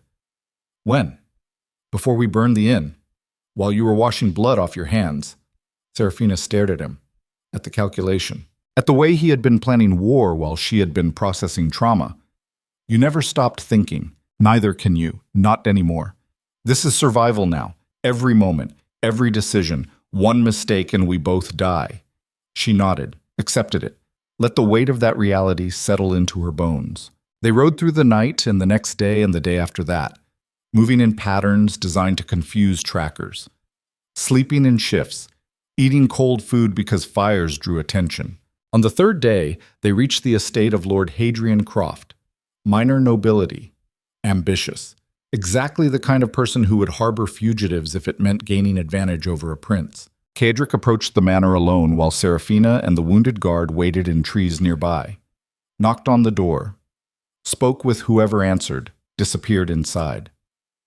20 minutes later, he emerged and waved them forward. Inside, Lord Croft sat in a study that smelled of old money and older grudges. He was 50-ish, scarred from military service, eyes that had seen enough politics to know when opportunity knocked. He looked at Cedric and Seraphina with open assessment. You are asking me to commit treason. I am offering you the chance to destroy the man who passed you over for promotion 6 times. Who took credit for your victories? Who called you expendable to your face? Croft smiled without humor. You know how to sell. I will give you that. What do you need? Safe harbor for 3 days, access to your courier network, and a list of everyone in the Northern Territories who hates Prince Alaric as much as you do. And in return? Cedric leaned forward. Cold, certain. When this is over, when the prince is destroyed and the conspiracy is exposed, you will be remembered as the lord who stood with the Duke of Blackthorn against corruption. The crown will owe you. I will owe you. That is worth more than money. Croft considered. Weighed risk against reward. Came to the same conclusion Cedric had known he would. 3 days, not a minute more. And if you are caught here, I will swear I held you at knife point. Fair. They shook hands. Alliance made not through trust, but through mutual hatred. The most reliable foundation in politics. For 3 days, Cedric worked. Sent messages, received responses. Built a coalition of nobles who had been wronged by Prince Alaric. Soldiers who had been dismissed. Merchants who had been extorted. A web of grudges turned into weapons. Seraphina helped. Decoded her father's journal completely. Traced every payment, every death, every stolen estate. Built an evidence file so thorough that even the crown could not ignore it. On the third night, Cedric came to her room with something close to satisfaction on his face. It is done. We have 20 nobles willing to testify. 40 soldiers willing to fight. Evidence that traces directly to Prince Alaric's personal accounts. Enough to force a royal investigation at minimum. Civil war at maximum. Seraphina felt something close to hope. So we won? Not yet. We still have to survive long enough to present this, and the prince knows we are coming. He will try to kill us first. How do you know? Because I would. In his position, I would send everything I had to eliminate the threat before it reached the capital. Assassins, soldiers, bribes, anything necessary. Then what do? Cedric smiled. The dangerous one. We give him a target he cannot resist. Me. Alone. Exposed. Riding directly to the capital with no guards and no protection. Bait so obvious he has to take it. Seraphina felt her blood turn cold. That is suicide. That is strategy. He will come for me. And when he does, you will be in the capital presenting the evidence to the royal court. Safe. Protected by nobles I trust. No? The word came out flat. Final. Cedric looked at her with something close to exasperation. This is not negotiable. Neither is me letting you die. We agreed. Together or not at all. That was sentiment. This is tactics. Then your tactics are terrible. You're planning to sacrifice yourself so I can live long enough to mourn you. I refuse. Cedric crossed the room and gripped her shoulders. Listen to me. If we both go, we both die. If I go alone, I might die, but you definitely live. 1 survival is better than 2 deaths. And if you die, what exactly am I surviving for? The question hung between them. Sharp, honest, cutting through every rational argument Cedric had constructed. He released her shoulders and turned away. You are making this harder than it needs to be. Good. You deserve hard. You deserve someone who refuses to let you be noble and stupid. So find another plan, one where we both live. There is no other plan. Then make one. You are the great Iron Duke, the man who destroyed a conspiracy, the ruler who survives everything. Survive this. With me. Silence filled the room. Finally, Cadric spoke without turning around. If I do this, if I find a way for both of us to survive, you have to promise me something. Anything. If it comes down to choosing between the mission and my life, you choose the mission. You take that journal to the royal court even if it means leaving me behind. Promise me. Serafina walked to him, put her hand on his back, felt the tension in his muscles. I promise I will do whatever it takes to make sure we both survive. That is the only promise I am making. Cadric turned and looked at her with something raw in his expression. You're going to get me killed. Probably. But not today. He kissed her then, hard and desperate and carrying all the weight of decisions that had no good answers. When they broke apart, he rested his forehead against hers. Fine. New plan. We go to the capital together. Present the evidence together. Survive or die together. But if we die, I am blaming you in whatever afterlife exists. Deal. They left Lord Croft's estate at dawn, rode toward the capital with a convoy of 20 soldiers and 10 nobles willing to testify. A small army. Not enough to win a war. Just enough to make assassination expensive. The journey took 4 days. 4 days of watching horizons for threats. 4 days of sleeping in shifts. 4 days of knowing that every mile brought them closer to either justice or execution. On the 4th day, they crested a hill and saw the capital spread below them. White towers, golden domes, the seat of power that had ruled this kingdom for 300 years. Somewhere in those towers, Prince Alaric waited, knowing they were coming, preparing defenses, sharpening knives. Cadric sat on his horse and studied the city. Last chance to run. Serafina sat beside him and looked at the same view. Where would we even go? Anywhere. Everywhere. Away. And let the prince win? Cadric smiled without humor. No, I just wanted to hear you say it. Then let us finish this. They rode down toward the capital while the sun rose behind them and ahead. In towers built from power and maintained through fear, the kingdom waited to discover whether truth mattered more than treason. The capital smelled like ambition wrapped in perfume and covered in gold leaf. Serafina noticed that first as they rode through gates designed to impress rather than defend. Everything here was performance. The wide boulevards, the marble fountains, the way even beggars positioned themselves artistically so wealthy patrons could feel charitable without actually seeing poverty. This was where power lived when it stopped being useful and became decorative. Cadric rode beside her with 20 soldiers flanking and 10 nobles following, a small parade of treason dressed up as righteousness. People stopped to watch them pass. Whispers spread like disease. Recognition flickered across faces. The Iron Duke had returned to the capital, and he had brought evidence. They headed directly for the royal court. No stops. No delays. Momentum was survival now. The moment they slowed, the moment they gave Prince Alaric time to respond, everything would collapse into violence. The court building rose from the city center like a monument to bureaucracy. White stone columns, gold trim, windows that reflected sunlight back at the world like judgment. Inside those walls, ministers decided policy, and nobles bought influence, and justice was dispensed according to whoever paid the most skilled lawyers. Cadric dismounted and helped Serafina down. His hand lingered on hers for exactly 3 seconds, long enough for her to feel the tension in his grip, short enough that observers would not call it weakness. Stay close. Do not speak unless directly addressed. Watch everyone. Trust no one. Serafina nodded. They had rehearsed this. She carried her father's journal in a leather satchel. Cadric carried sword and reputation. The nobles carried testimony. Together they carried enough evidence to destroy a prince, assuming they lived long enough to present it. The court chambers were everything Serafina expected, and worse. Vaulted ceilings covered in frescoes depicting glorious battles that had never happened. Benches filled with nobles wearing clothes worth more than houses. At the front, behind a raised platform, sat the Chief Justice and 4 magistrates who would decide whether evidence mattered more than politics. Prince Alaric stood near the back, tall, handsome, blonde hair perfectly styled, the kind of face that made people trust him before he opened his mouth. He wore blue velvet and silver thread and smiled at Cadric like greeting an old friend instead of the man about to destroy him. That smile should have been warning enough. The Chief Justice called the session to order with a gavel that sounded like thunder in the silent chamber. Duke Cadric Thornwood.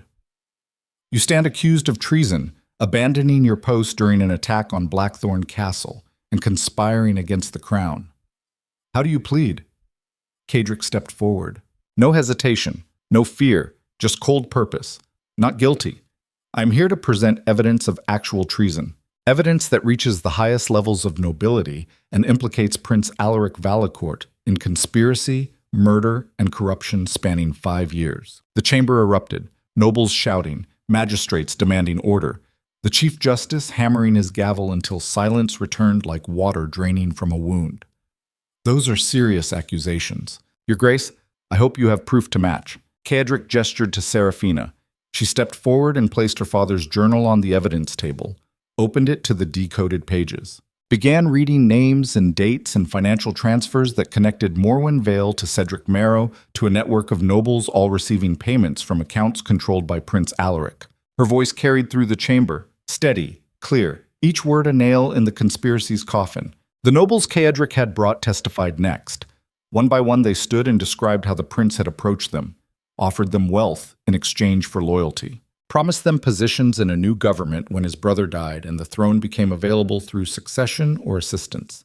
The evidence piled up, damning, comprehensive, impossible to ignore. Prince Alaric listened with his perfect smile never wavering, like watching someone describe weather instead of treason. That should have been warning enough, too. When the last witness finished, the Chief Justice looked at Prince Alaric. Your Highness, these are grave accusations. Do you wish to respond? The prince stood, adjusted his coat, looked directly at Cadric with eyes that carried something between amusement and contempt. I do, and I will begin by thanking Duke Thornwood for so thoroughly documenting his own conspiracy. Silence crashed through the chamber. Cadric's expression did not change, but Serafina saw his hand tighten on his sword hilt, saw the calculation running behind those storm-gray eyes. The prince continued, voice carrying easily to every corner of the room. The evidence presented today is accurate. The names, the dates, the financial transfers, all real.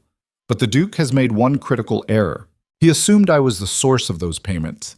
He gestured to an aide who brought forward a ledger bound in royal blue leather. These are the true financial records.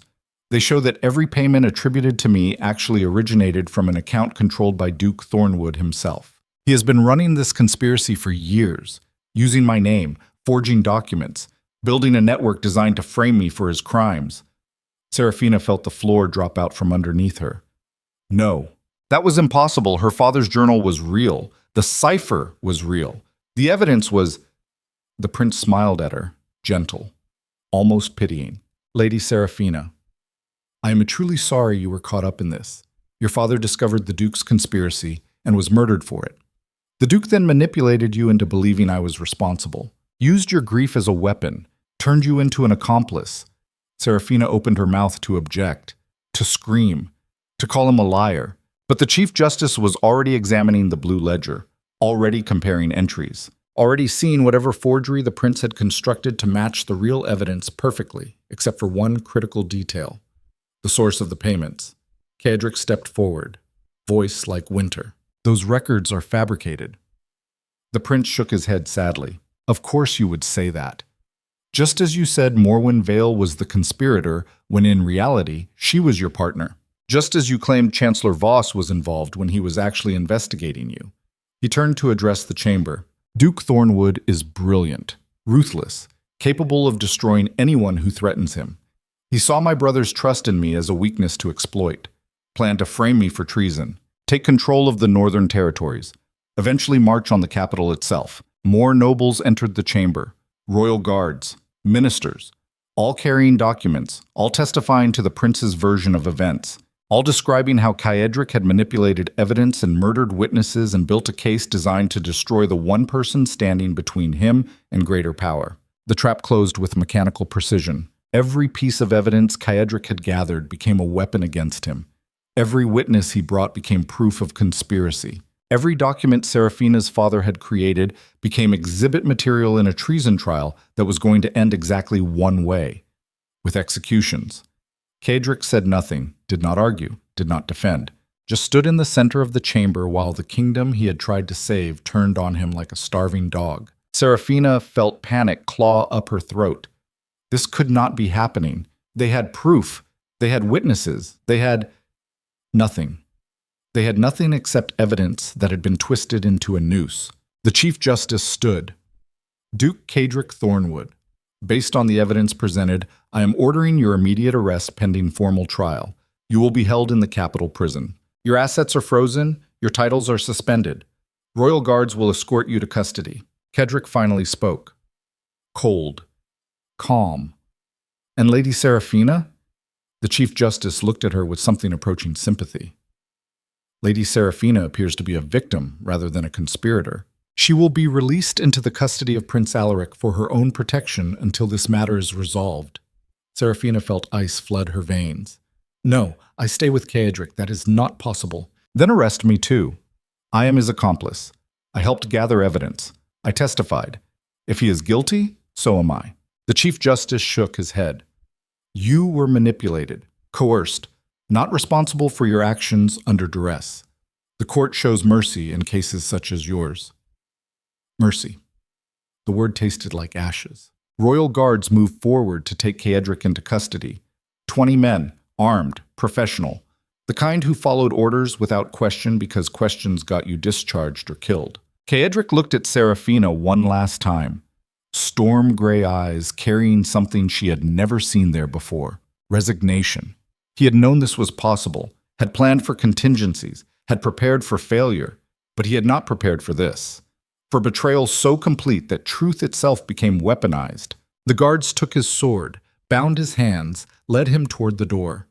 Seraphina tried to follow and found Prince Alaric standing in her path. Still smiling, still perfect. Poor child. I know this must be devastating, but you are safe now. I will personally ensure no harm comes to you. His hand rested on her shoulder, light, gentle, possessive. Everything inside Seraphina screamed to pull away, to run, to fight.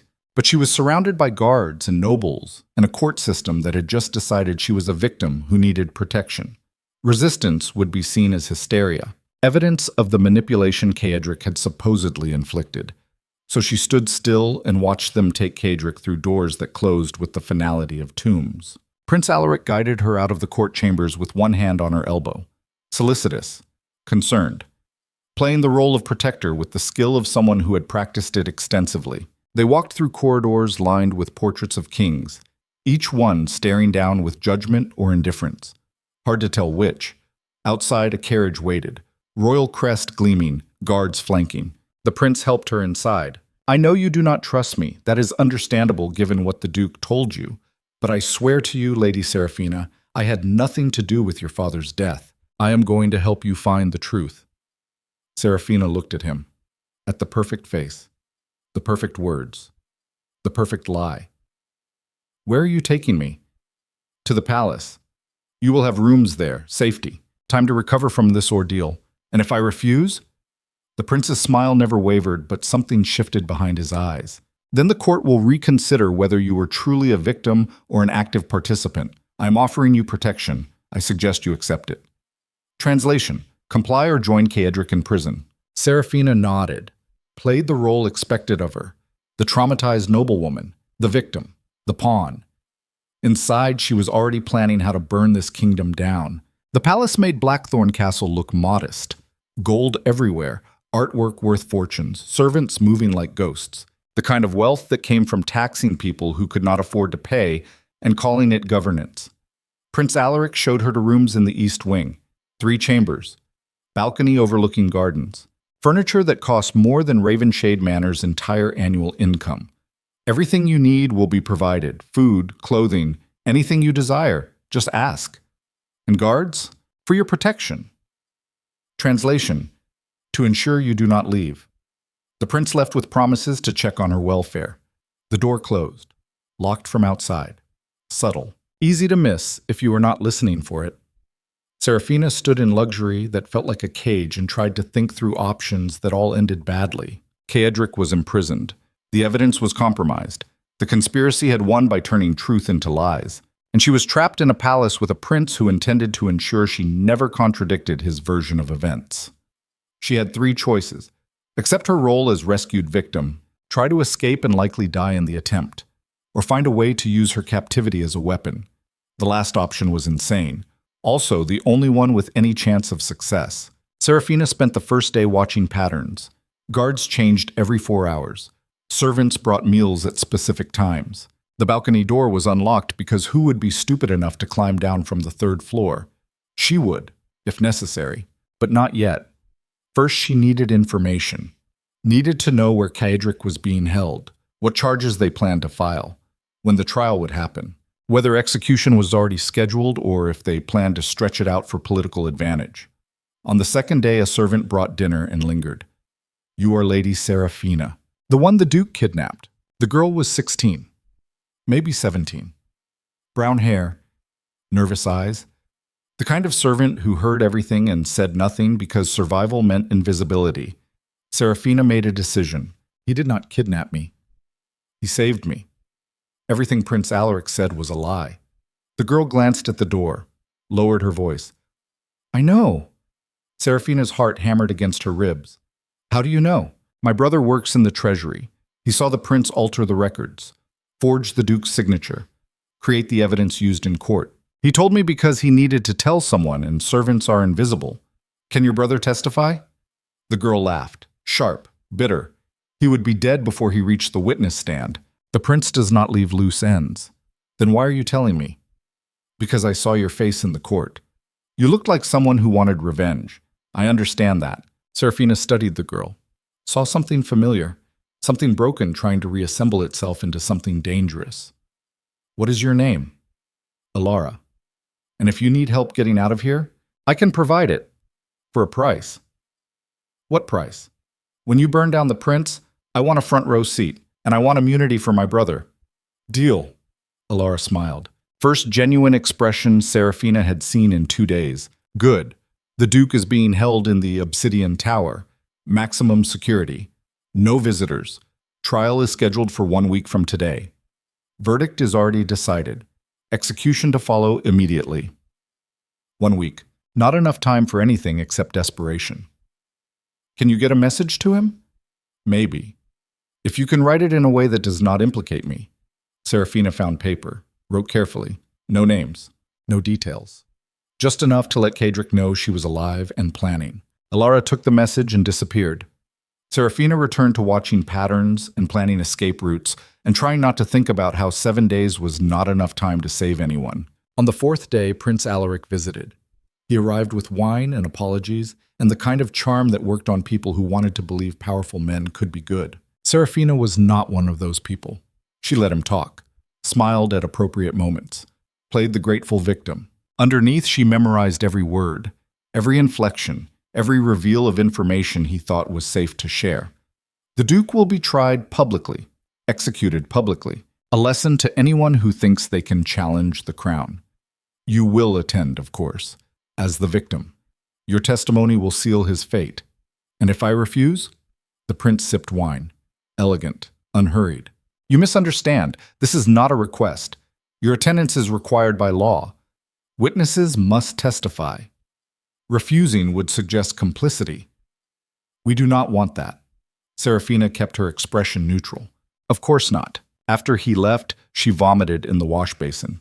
Not from fear, from rage, from the understanding that she was going to be forced to testify against the man who had saved her, forced to repeat lies, forced to help execute the only person who had ever treated her like something more than property, unless she found a way to stop it. Alara returned that night with a response from Carriage. One sentence written in careful code they had developed during long nights at Blackthorn Castle. Survive first. Revenge second. I already made my choices. Serafina read it 3 times, each time feeling something crack further inside her chest. He was telling her to let him die, to save herself, to accept survival over justice because survival was all that mattered when the world conspired against you. She burned the message. Then she started planning something that would either save them both or kill them together. The trial was spectacle. Thousands packed the Capitol Square to watch justice being performed. Vendors sold food. Musicians played. Children sat on parents' shoulders. Entertainment disguised as governance. Carriage was led to a platform in chains, still wearing the blood-stained coat from Thornwick, still carrying himself like a duke despite everything. He looked thinner, exhausted, but his eyes were the same storm gray that cut through crowds and calculated escape routes that did not exist. The charges were read: treason, conspiracy, murder, fabricating evidence, each one carrying death penalty. Witnesses testified, nobles who had been bribed, guards who had been threatened, ministers who saw opportunity in destroying someone powerful. Everyone had reasons. Everyone had stories. None of them were true. All of them were believed. Then it was Serafina's turn. She climbed the platform with her heart trying to escape through her throat, stood before the crowd, before the magistrates, before Prince Alaric, who watched with his perfect smile, before Cedric, who looked at her with resignation and something that might have been forgiveness. The Chief Justice spoke. "Lady Serafina Vale, you were taken from your home by Duke Thornwood, forced to assist in his conspiracy, made to believe his lies. Tell the court what he did to you." This was the moment, the choice, the decision that would define everything that came after. Serafina could testify as expected, condemn Cedric, live, serve as proof that the crown protected victims even when the guilty were powerful, or she could tell the truth and die beside him. She looked at Cedric, at the man who had pulled her from Ravenshade Manor when he could have left her to die, who had fought through assassins to keep her alive, who had kissed her like claiming territory and taught her that survival sometimes meant becoming the monster everyone already thought you were. She made her choice. Everything Prince Alaric told you is a lie. The square erupted into chaos. Guards moved forward. The Chief Justice hammered for order. Prince Alaric's smile finally cracked. Serafina kept talking, loud, clear. Prince Alaric ran the conspiracy, paid for murders, framed Duke Thornwood. My father discovered it and was killed for it. Every document you saw was forged. Every witness was bribed or threatened. The only guilty person on this platform is watching from the royal box. She pointed directly at the prince. Riot control arrived. Guards grabbed her, pulled her back. Someone hit her hard enough to blur vision. She tasted blood. Worth it. Because the crowd had heard. Doubt had been planted. The perfect narrative had a crack. They dragged her off the platform, threw her into a cell beside Cedric's. Stone walls, iron bars, darkness. Serafina lay on cold floor and laughed. High, broken. The sound of someone who had stopped caring about consequences. From the adjacent cell, Cedric's voice came through the wall. That was the stupidest thing you have ever done. I know. You just condemned yourself to execution. I know. Why? Because you told me to survive first. And I decided I cannot survive in a world where I let you die alone. Silence. Then something that might have been a laugh or a sob or both. You're going to get us both killed. Probably. But we will die together. That counts for something. It counts for nothing except 2 bodies instead of 1. Serafina pressed her hand against the stone wall, separating them. Then I am comfortable with that choice. More silence. Longer this time. Finally, Cedric spoke again. I should have left you in Ravenshade Manor. You should have. But you did not. And now you are stuck with me until the executioner separates our heads from our bodies. Those are the terms. Accept them or die mad about it. This time the laugh was definitely a laugh. Dark, exhausted, carrying the weight of someone who had spent his entire life trying to control everything and finally accepting that some things could not be controlled. Fine. We die together. But I am still blaming you in whatever comes after. Fair. The execution was scheduled for dawn, 3 days away. Enough time for the crown to prepare proper spectacle.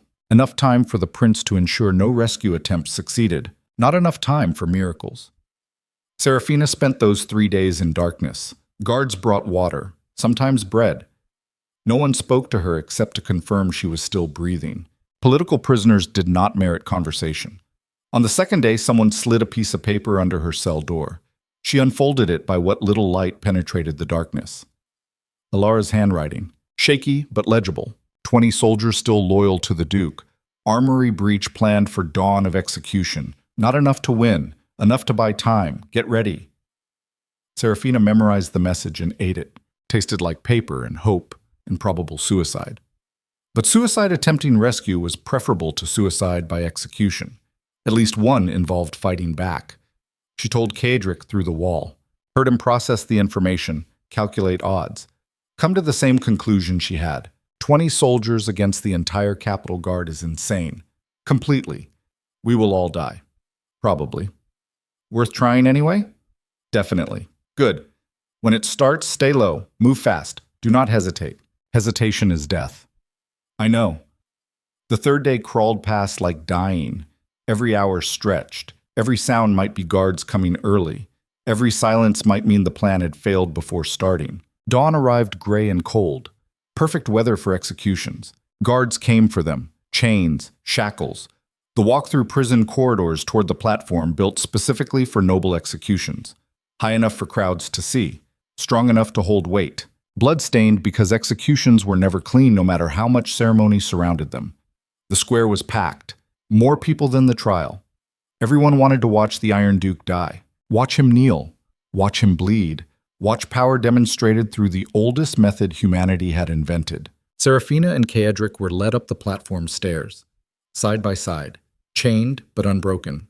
The executioner waited with his axe, freshly sharpened, efficient. Prince Alaric stood in the royal box wearing white and gold. Victory colors. He looked at Carriage with satisfaction, looked at Seraphina with disappointment. A shame she had chosen wrong. A waste. The charges were read one final time. The verdict confirmed. The sentence pronounced. Death by beheading. Immediate. No appeals. The executioner gestured for Carriage to kneel first. He did not move. The guards forced him down, pressed his neck against the block. The executioner raised his axe. Then 20 soldiers crashed through the crowd, with swords drawn and loyalty burning brighter than survival instinct. Everything exploded into chaos. The soldiers hit the platform guards first. Steel on steel, screaming, blood. The crowd panicked and stampeded. The executioner dropped his axe and ran because executioners were paid to kill the helpless, not fight soldiers. One of the soldiers unlocked Carriage's chains.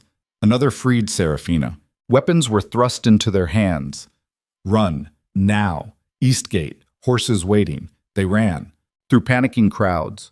Over bodies. Past guards trying to organize defense. The 20 soldiers formed a corridor, sacrificing themselves to buy seconds of escape. Seraphina saw 3 go down. 4. 5. Each death bought 10 more steps toward the gate. Carriage grabbed her hand and pulled her forward. No time to look back. No time to mourn.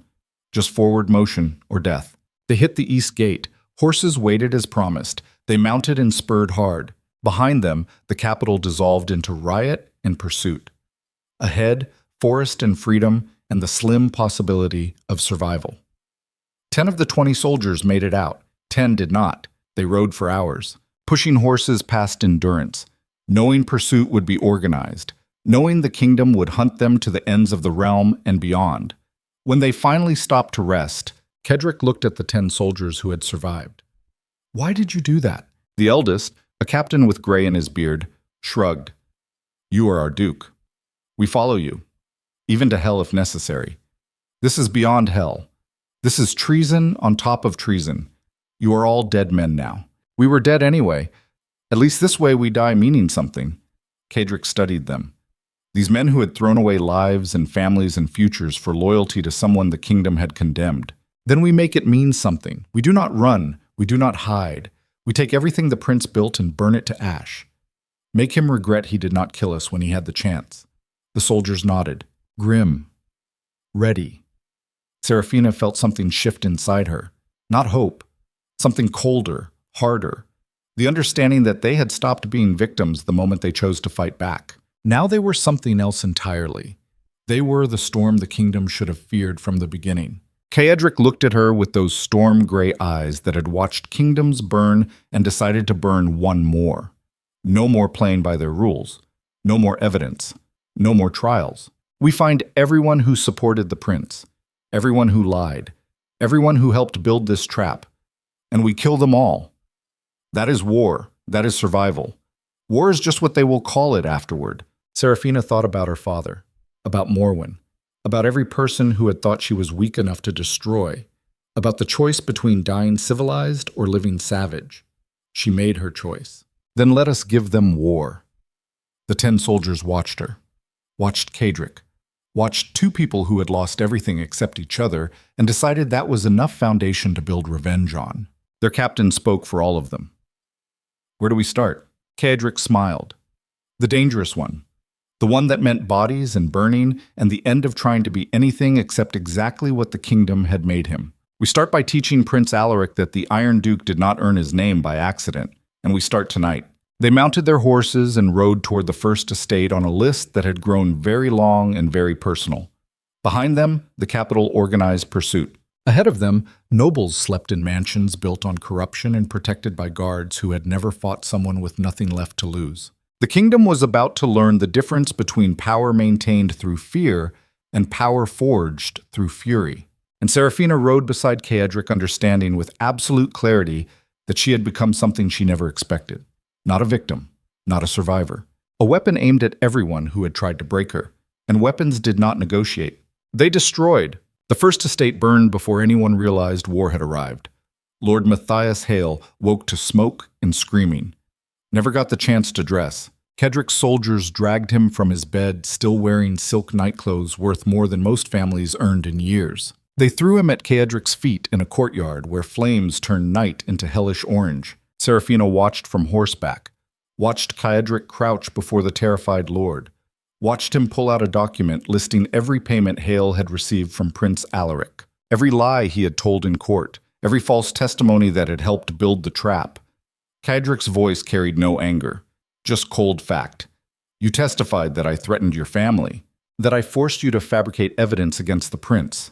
None of that was true. Lord Hale stammered, tried explanation, tried begging, words tumbling over each other in desperate avalanche.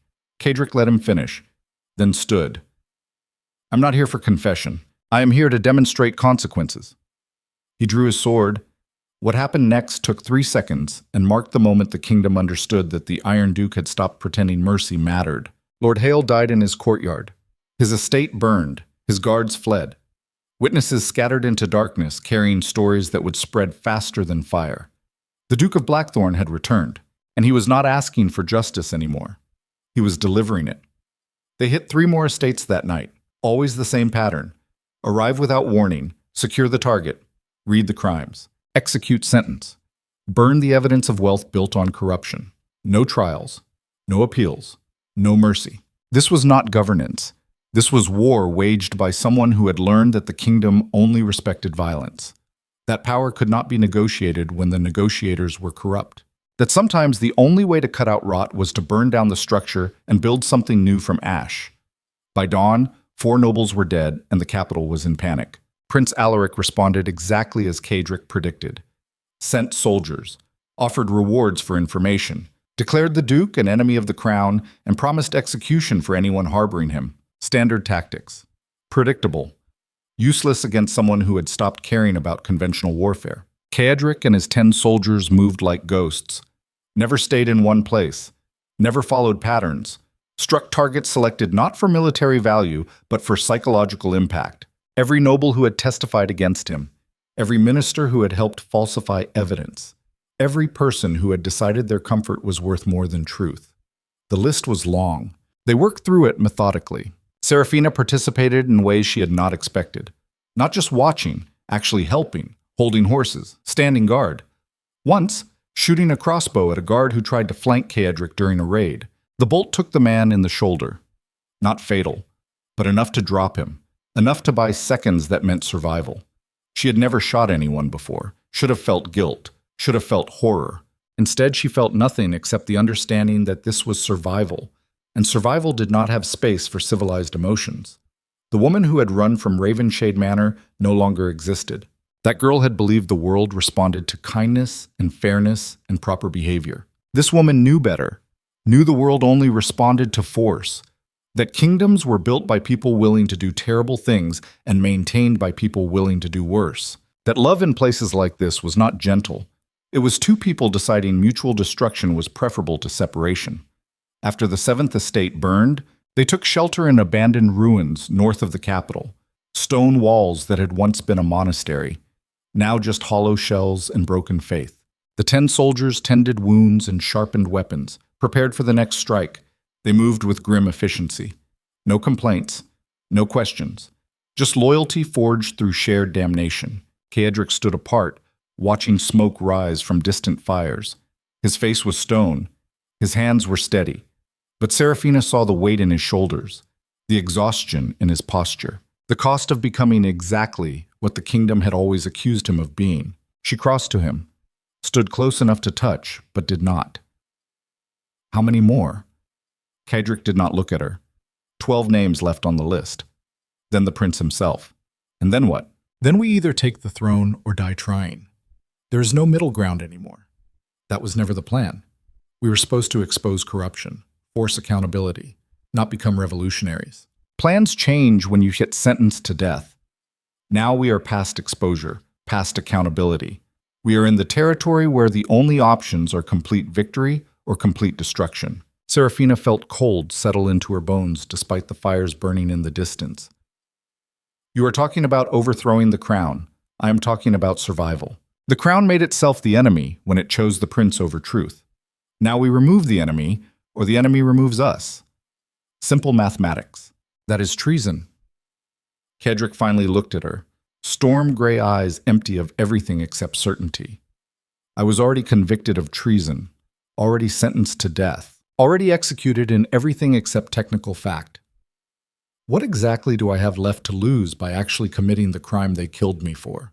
He was right. Of course he was right. The moment they had escaped that execution platform, they had crossed into territory where legal definitions stopped mattering, where the only law was survival and the only judge was whoever held power when the dust settled. Serafina moved closer, put her hand on his arm, felt muscle and bone and tension. I did not sign up to overthrow kingdoms. You signed up to stay with me. This is what that means now. If you want out, tell me. I will find you somewhere safe, hide you until this ends one way or another. And then what? Live knowing I abandoned you? Spend years wondering if you survived or died alone? That is not safety. That is torture with better accommodations. Cedric's expression softened fractionally. Not much, but enough. Then you are stuck with revolution. Try to enjoy it. I hate you sometimes. I know. I hate me too. Keeps things interesting. Despite everything, Serafina almost smiled. Almost. Because smiling felt wrong when the kingdom was burning and they were the ones holding torches. One of the soldiers approached. Young, maybe 25, face carrying scars from the execution platform rescue. Your Grace, scouts report royal forces mobilizing. 300 soldiers. Coming this direction. They will be here by nightfall. Cedric nodded once. Then we move before nightfall. Leave no trace. Let them find empty ruins and ghosts. Where do we go? East. Hit the Minister of Finance's estate. He signed the documents that froze my assets.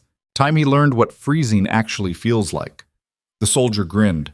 Dark, hungry. War did that to people. Turned them into weapons that enjoyed being used. They moved out within the hour. Left the ruins empty. Melted into forest and back roads. The kind of movement that looked like retreat but was actually repositioning. By nightfall, they were 15 miles east. By midnight, they were standing outside Minister Cedric Ashton's estate, watching lights burn in windows where people felt safe. Safety was an illusion, about to be shattered. Cedric divided his forces. 6 soldiers to secure exits, 2 to handle guards, 2 to prevent fire spreading to neighboring properties, him and Serafina to extract the minister. They went in through a servant entrance. Quiet. Efficient. The kind of infiltration that spoke to military training most nobles forgot the Duke possessed. Inside, the estate was everything wealth could buy. Marble floors, crystal chandeliers, artwork worth more than the lives of everyone who had died building this fortune. They found Minister Ashton in his study reviewing documents by lamplight. He looked up as they entered. Confusion flashed across his face, then recognition, then terror. Duke Thornwood. You are supposed to be dead. Cedric closed the door behind them. Locked it. I am. This is my ghost delivering messages. What do you want? Accountability. You signed orders freezing my accounts, testified I was embezzling crown funds, helped the prince build his case. All lies. All profitable for you. Minister Ashton stood, tried to summon authority despite the sword at Cedric's hip and the cold in his eyes. I was following orders from the crown, doing my duty. Your duty was to truth, not politics. You chose wrong. The minister tried to run, made it 3 steps before Cedric grabbed him, slammed him against the wall hard enough to crack plaster, held him there with one hand while pulling out documents with the other. These are your financial records. The real ones. Showing payments from Prince Alaric. Showing how much you earned helping frame me. Want to explain? It was business. Politics. Everyone does it. Not everyone. Some people have principles. You sold yours. Now you pay the cost. What Carriage did next was not mercy. Was not justice. Was survival demonstrated through violence so absolute it became lesson for anyone watching. Minister Ashton died in his study. The estate did not burn because Carriage had evolved past symbolic destruction. Now he left bodies as messages. Left estates standing so survivors could find the corpses and understand exactly what happened to people who helped Prince Alaric. They extracted evidence from the minister's records, documents showing the full scope of financial manipulation, proof that went beyond individual corruption into systemic rot. Outside, Serafina waited with horses. When Carriage emerged covered in blood that was not his, she did not ask questions, did not judge, just handed him a cloth to wipe his hands and mounted her horse. They rode in silence. What was there to say?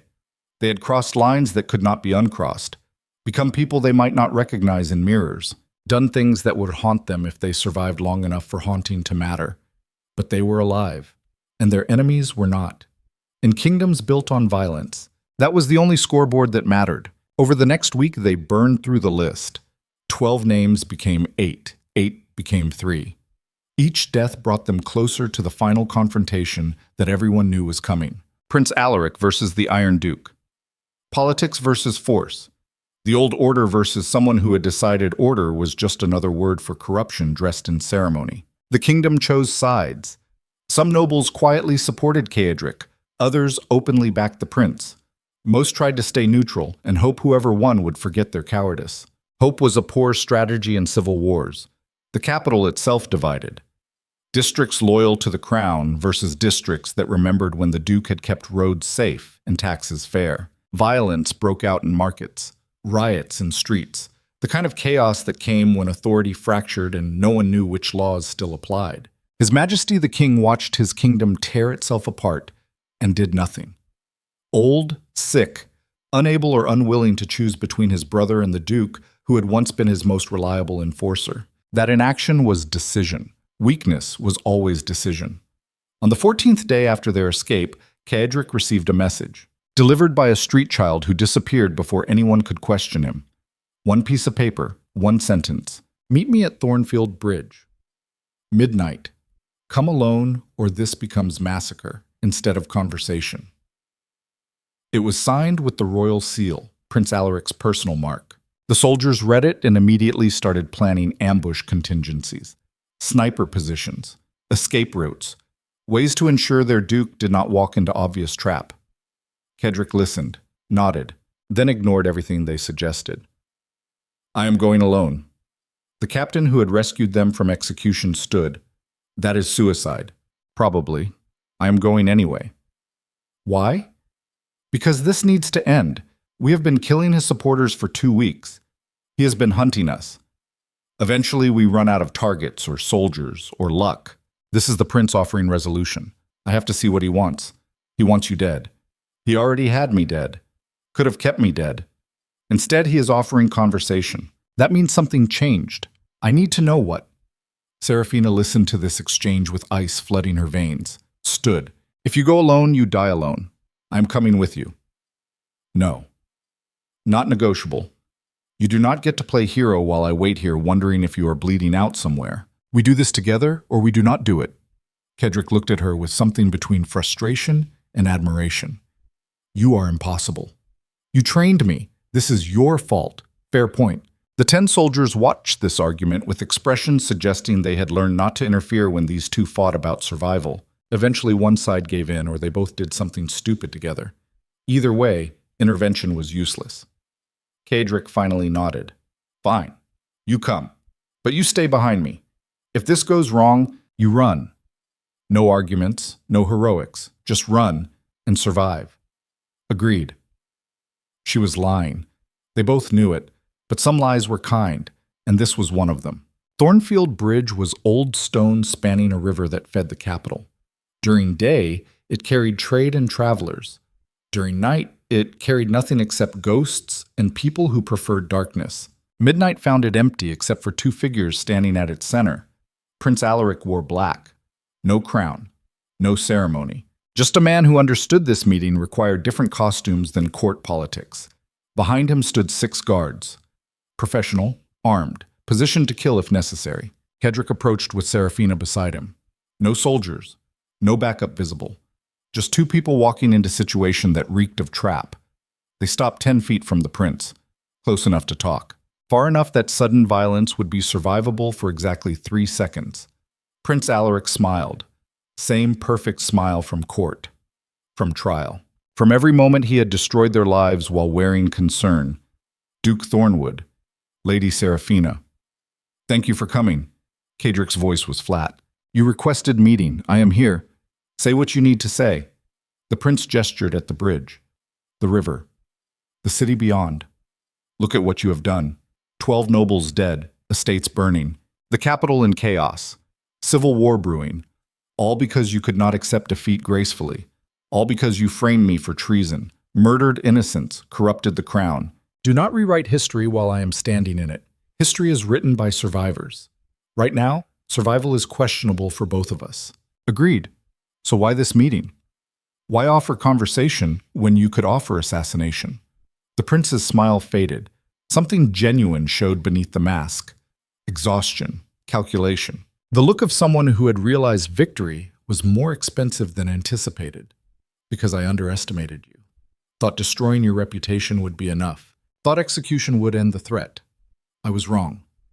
You have proven more resilient than predicted. Now we have problem. What problem? You cannot win.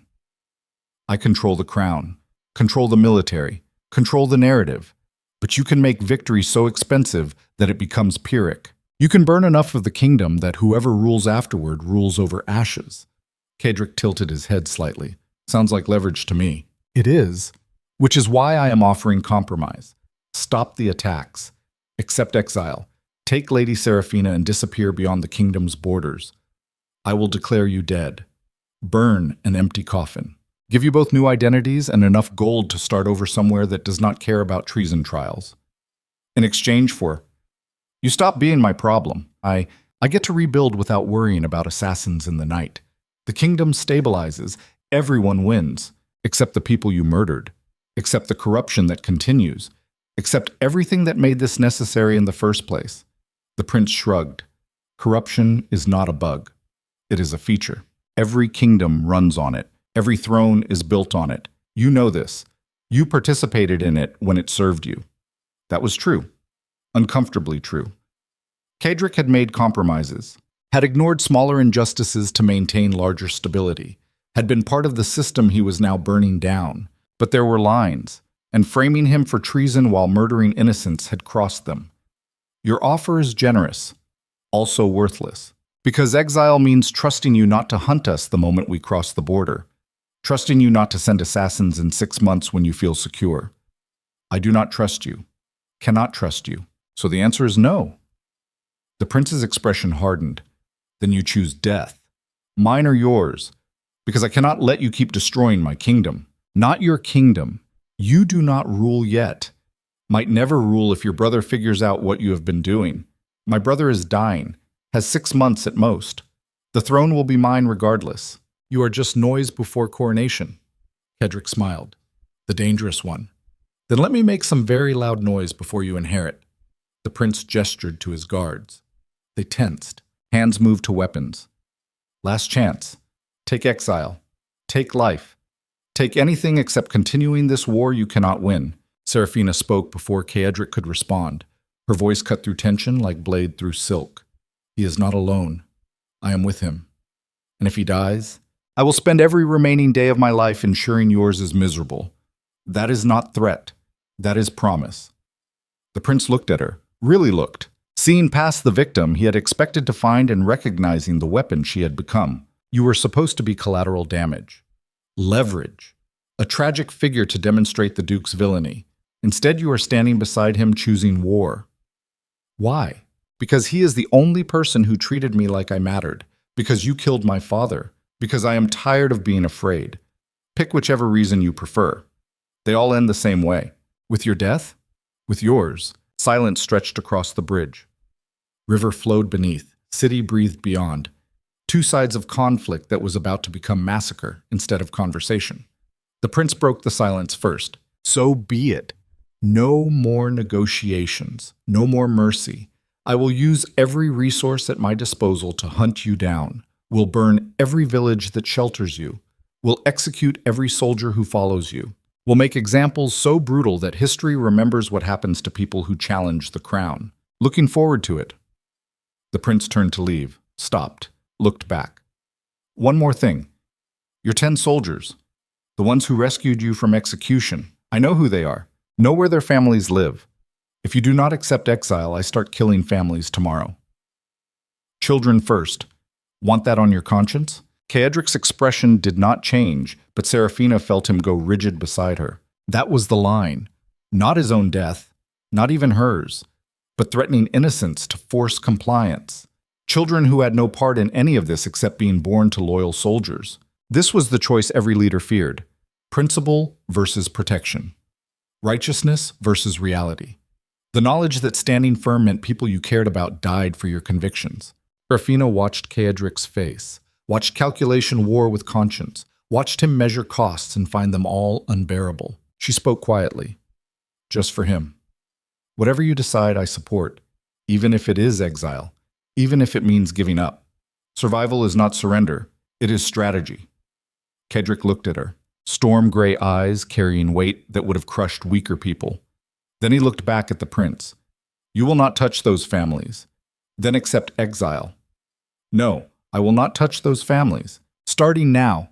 He whistled, sharp, piercing. From shadows around the bridge, figures emerged. Not the 10 soldiers, different people. Merchants, servants, craftsmen, citizens of the capital who had spent 2 weeks watching nobles burn and deciding maybe the Duke had the right idea about accountability. 50 of them, maybe more. All armed, all positioned. The prince's guards tensed, realized they were surrounded, realized 6 against 50 was execution math. Caedric's voice carried across water and stone. You threatened families. I protected them, moved them to safe houses 3 days ago while you were busy hunting ghosts. Your leverage is gone, your threats are empty, and your guards are surrounded by people who are very tired of princes who think power means no consequences. The prince's face went pale, then red, fury replacing shock. You planned this. The meeting, the apparent vulnerability, all theater, all strategy. You are not the only one who manipulates. You are just the only one who thought they were smart enough to do it alone. This is treason. No, this is war. You just did not realize it started 2 weeks ago. The prince looked at his guards, at the citizens surrounding them, at options that had all suddenly become terrible. He was trapped, could call for help, but help was blocks away, and surrounded citizens would kill him before rescue arrived. Could fight, but 6 guards against 50 citizens was suicide.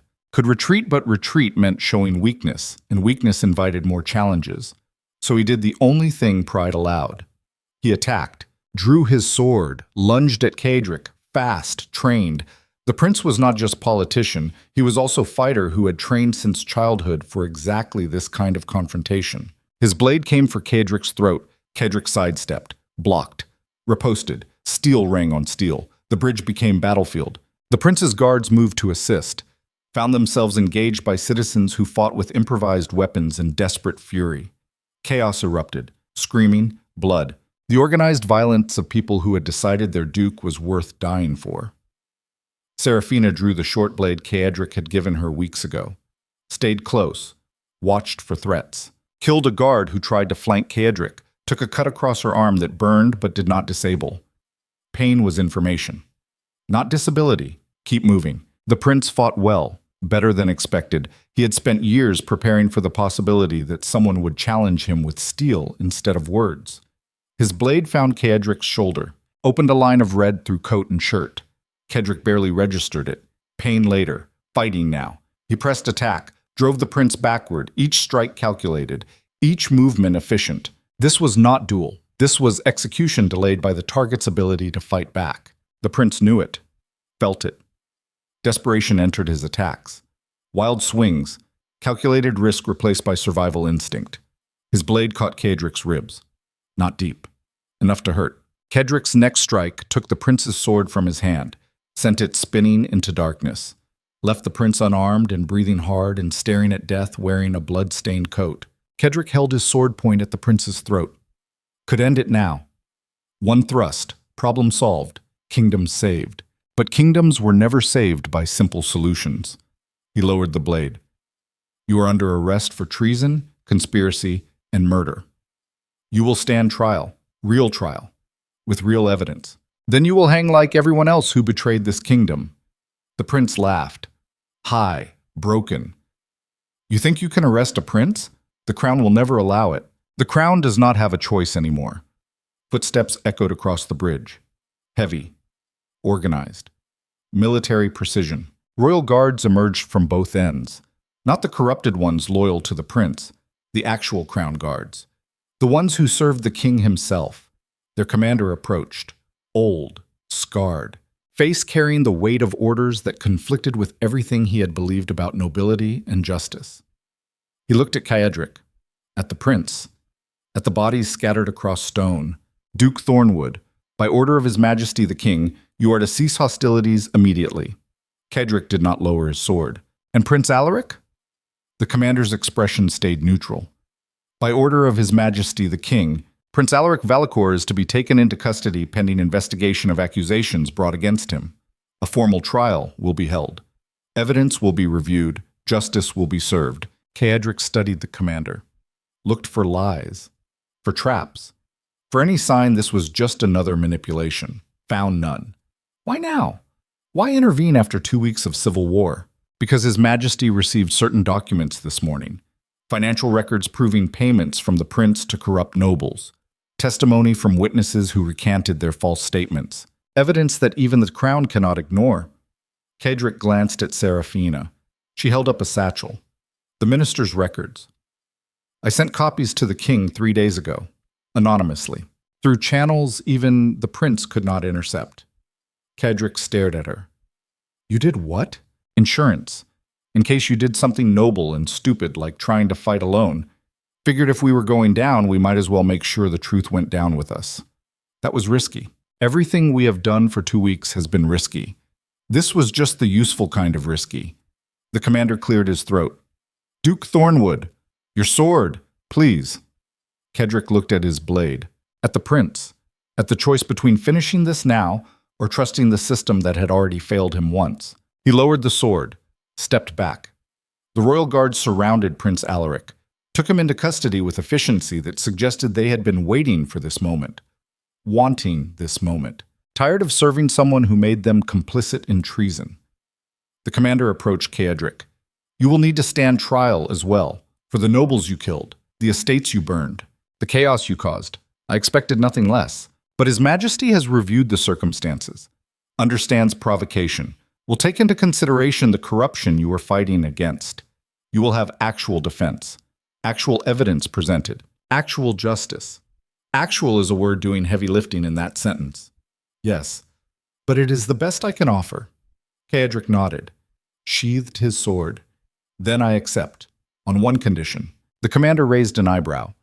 You are not in position to make demands. Neither is the kingdom. Condition is this. Lady Serafina is granted full immunity for any actions taken during the past 2 weeks. She acted under duress. Under my influence. She is not responsible. Serafina grabbed his arm. Do not... Carriage looked at her.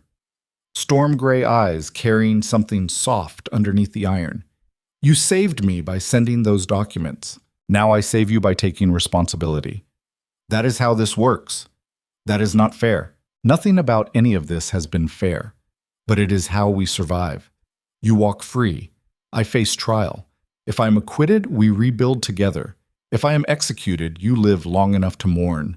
The commander considered, looked between them, saw something that made him almost smile. His Majesty has already granted Lady Serafina immunity, based on the documents she sent, based on testimony from servants who observed her captivity.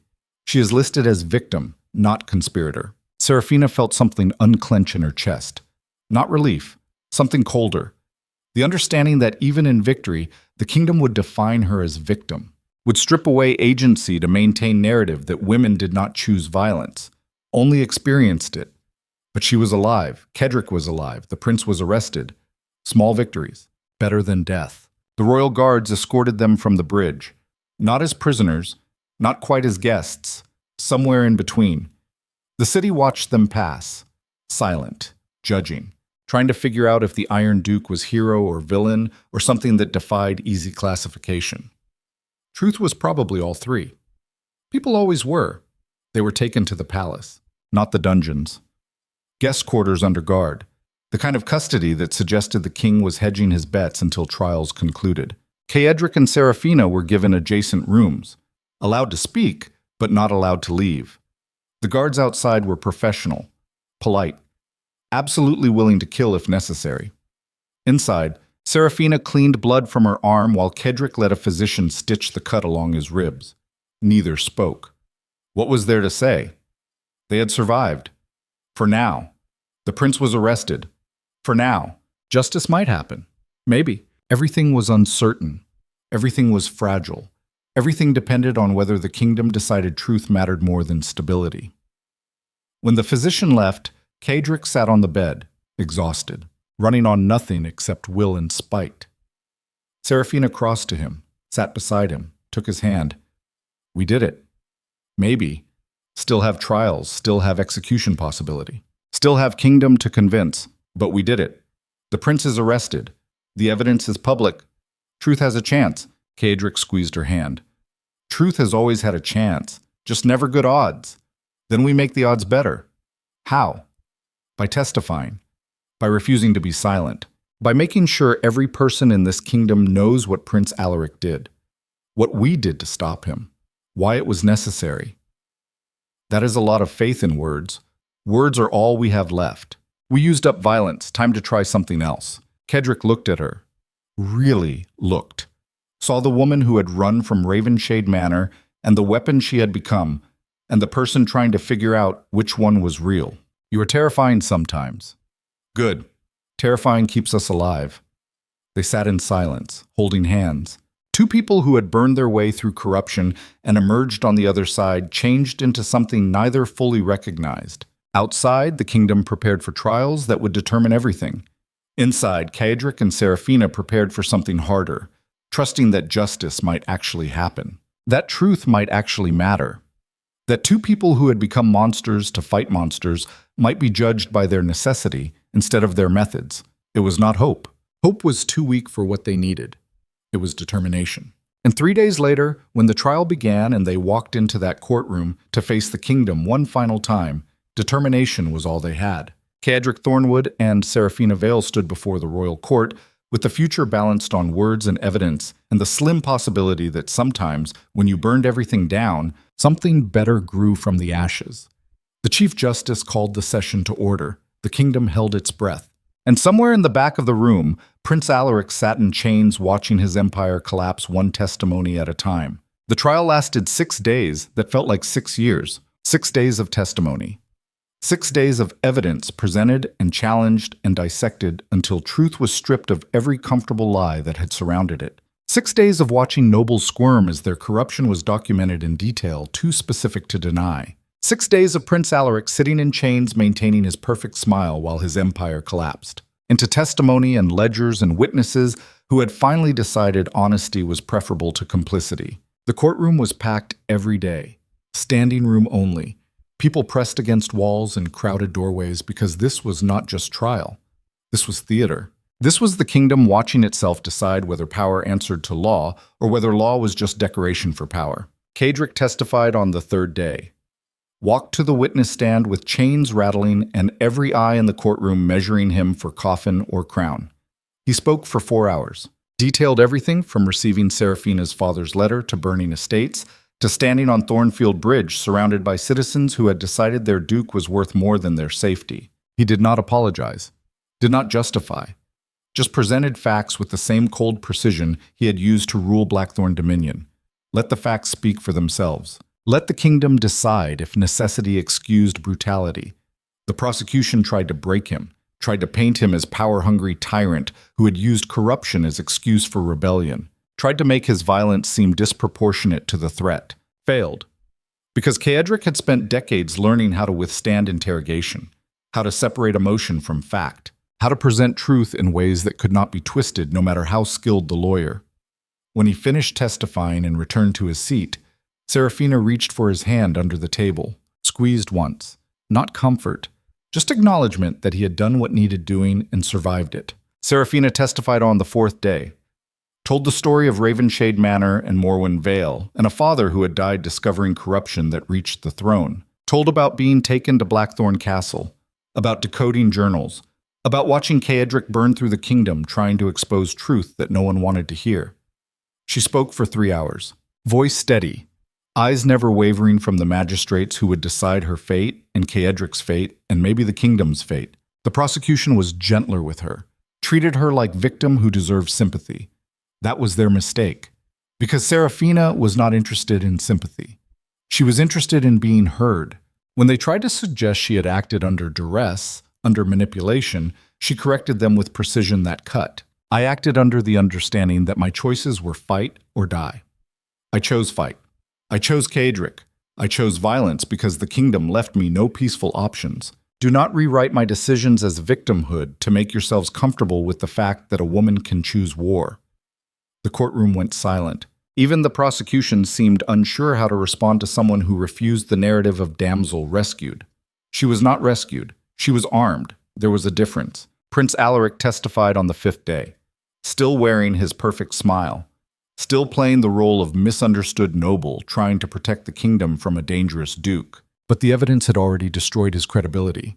The financial records, the testimony from nobles who had decided immunity was worth honesty, the servants who had witnessed meetings and carried messages and finally felt safe enough to speak. By the time the prince finished testifying, even his smile looked strained, cracked at the edges, the mask slipping to reveal something desperate underneath.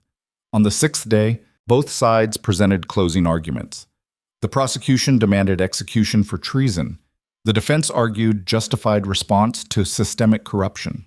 The magistrates deliberated for 8 hours while the kingdom held its breath. When they returned, the Chief Justice stood with a document that would determine whether the future was built on precedent or built on necessity. He read the verdict in a voice that carried through the courtroom and beyond, through open doors, through crowds gathered outside, through a kingdom that needed to know if truth had won or if power had simply rearranged itself into new forms. On the charge of treason against the crown, not guilty. The evidence shows that Duke Thornwood acted not to overthrow legitimate authority, but to expose illegitimate corruption. His methods were extreme, but his cause was just. Serafina felt something unclench in her chest. Not relief. Something deeper. Vindication. The understanding that sometimes when you burned everything down, people actually looked at the ashes and learned. The Chief Justice continued. On the charges of murder and destruction of property. Guilty with mitigation. The Duke killed nobles who had committed crimes worthy of capital punishment. His executions were extrajudicial, but not unjust. The estates he burned belonged to conspirators whose assets are hereby forfeit to the crown. Sentence, time served. Conditional release pending restoration of order in Northern Territories. Translation, Caedric was guilty but necessary. The kingdom needed him to rebuild what his violence had broken. Justice bent to practicality, as it always did. The Chief Justice turned to Prince Alaric Valacourt. On all charges brought against you, guilty, conspiracy, treason, murder, corruption, falsifying evidence, the crown hereby strips you of all titles, lands, and privileges. You are sentenced to life imprisonment in the Obsidian Tower. No possibility of pardon, no possibility of release. The courtroom erupted, nobles shouting, crowds cheering. The prince sitting in chains watching his entire life dissolve into verdict he could not appeal. His perfect smile finally broke. Just cracked, like porcelain dropped on stone. Guards led him away. He did not struggle, did not scream, just walked through doors that closed behind him with the finality of tombs. Serafina watched him go and felt nothing except the understanding that some people were not worth hating. They were worth forgetting. The trial concluded. The kingdom exhaled. And Caedric Thornwood walked out of the courtroom not quite acquitted and not quite condemned, somewhere in between, which was probably the most honest verdict the kingdom could manage. Outside, crowds gathered, some cheering, some silent, all watching to see what the Iron Duke would do next. Whether he would return to Blackthorn Castle and rule with the same iron fist that had made him feared. Whether he would seek revenge against everyone who had testified against him. Whether power would corrupt him again, or whether he had learned something from watching his empire burn. Carriage stood on the courthouse steps and looked at the faces staring up at him. Hundreds of them, thousands beyond. A kingdom that had just decided he was necessary evil, useful monster. The kind of ruler you needed when corruption ran deep but hoped you could control once cleanup was finished. He should have felt victorious, should have felt vindicated, should have felt something other than exhaustion and the understanding that winning in courtrooms did not erase the bodies he had left in estates and streets. Serafina stood beside him, close enough to touch, far enough to let him decide what came next without her weight tipping scales. "What now?" she asked quietly. "Now we find out if I can be something other than a weapon. You have always been more than that, have I? Or have I just been good at pretending while convenient?" That was the question, the one that mattered. Whether the man who had burned through corruption could build something that did not require burning. Whether someone who had ruled through fear could rule through something else. Whether change was possible, or whether people were just their worst moments repeated until death provided relief. Carriage did not have answers.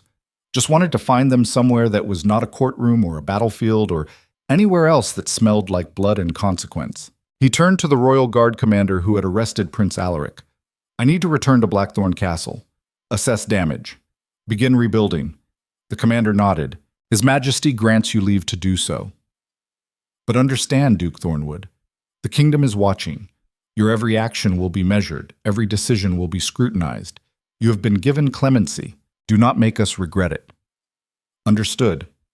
I will govern as I always have, fairly, harshly, with full understanding that mercy is luxury and justice is necessity." The commander studied him, tried to determine if that was promise or threat, decided it was probably both. Let it stand, because sometimes that was the best you could hope for with people who had power and principles in equal measure. Carriage and Serafina left the capital that afternoon. No ceremony. No parade. Just two people on horses riding toward mountains where a castle waited to see if its duke had survived intact or come back broken. The 10 soldiers who had rescued them from execution rode with them, plus 40 more who had decided loyalty mattered more than safety. Small army.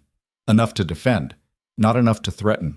The kind of force that suggested protection rather than conquest. They rode for 3 days, through territories that had burned during the conflict, through villages that watched them pass with expressions caught between hope and fear, through a kingdom that had been shown what happened when corruption reached too deep and someone finally decided to cut it out. The damage was everywhere. Estates destroyed, families displaced, economy disrupted because turns out when you execute a dozen nobles and imprison a prince, the systems they maintained collapsed. Justice was expensive.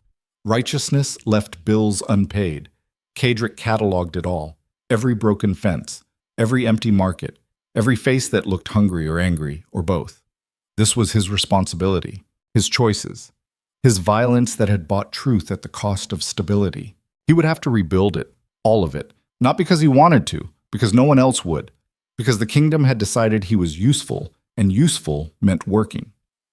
On the 3rd day, they crested the mountain pass and saw Blackthorn Castle spread across the valley below. It was smaller than memory, damaged from the attack that had started everything. Eastern towers blackened, walls breached. The fortress that had seemed impregnable revealed to be just stone and mortar that burned like everything else.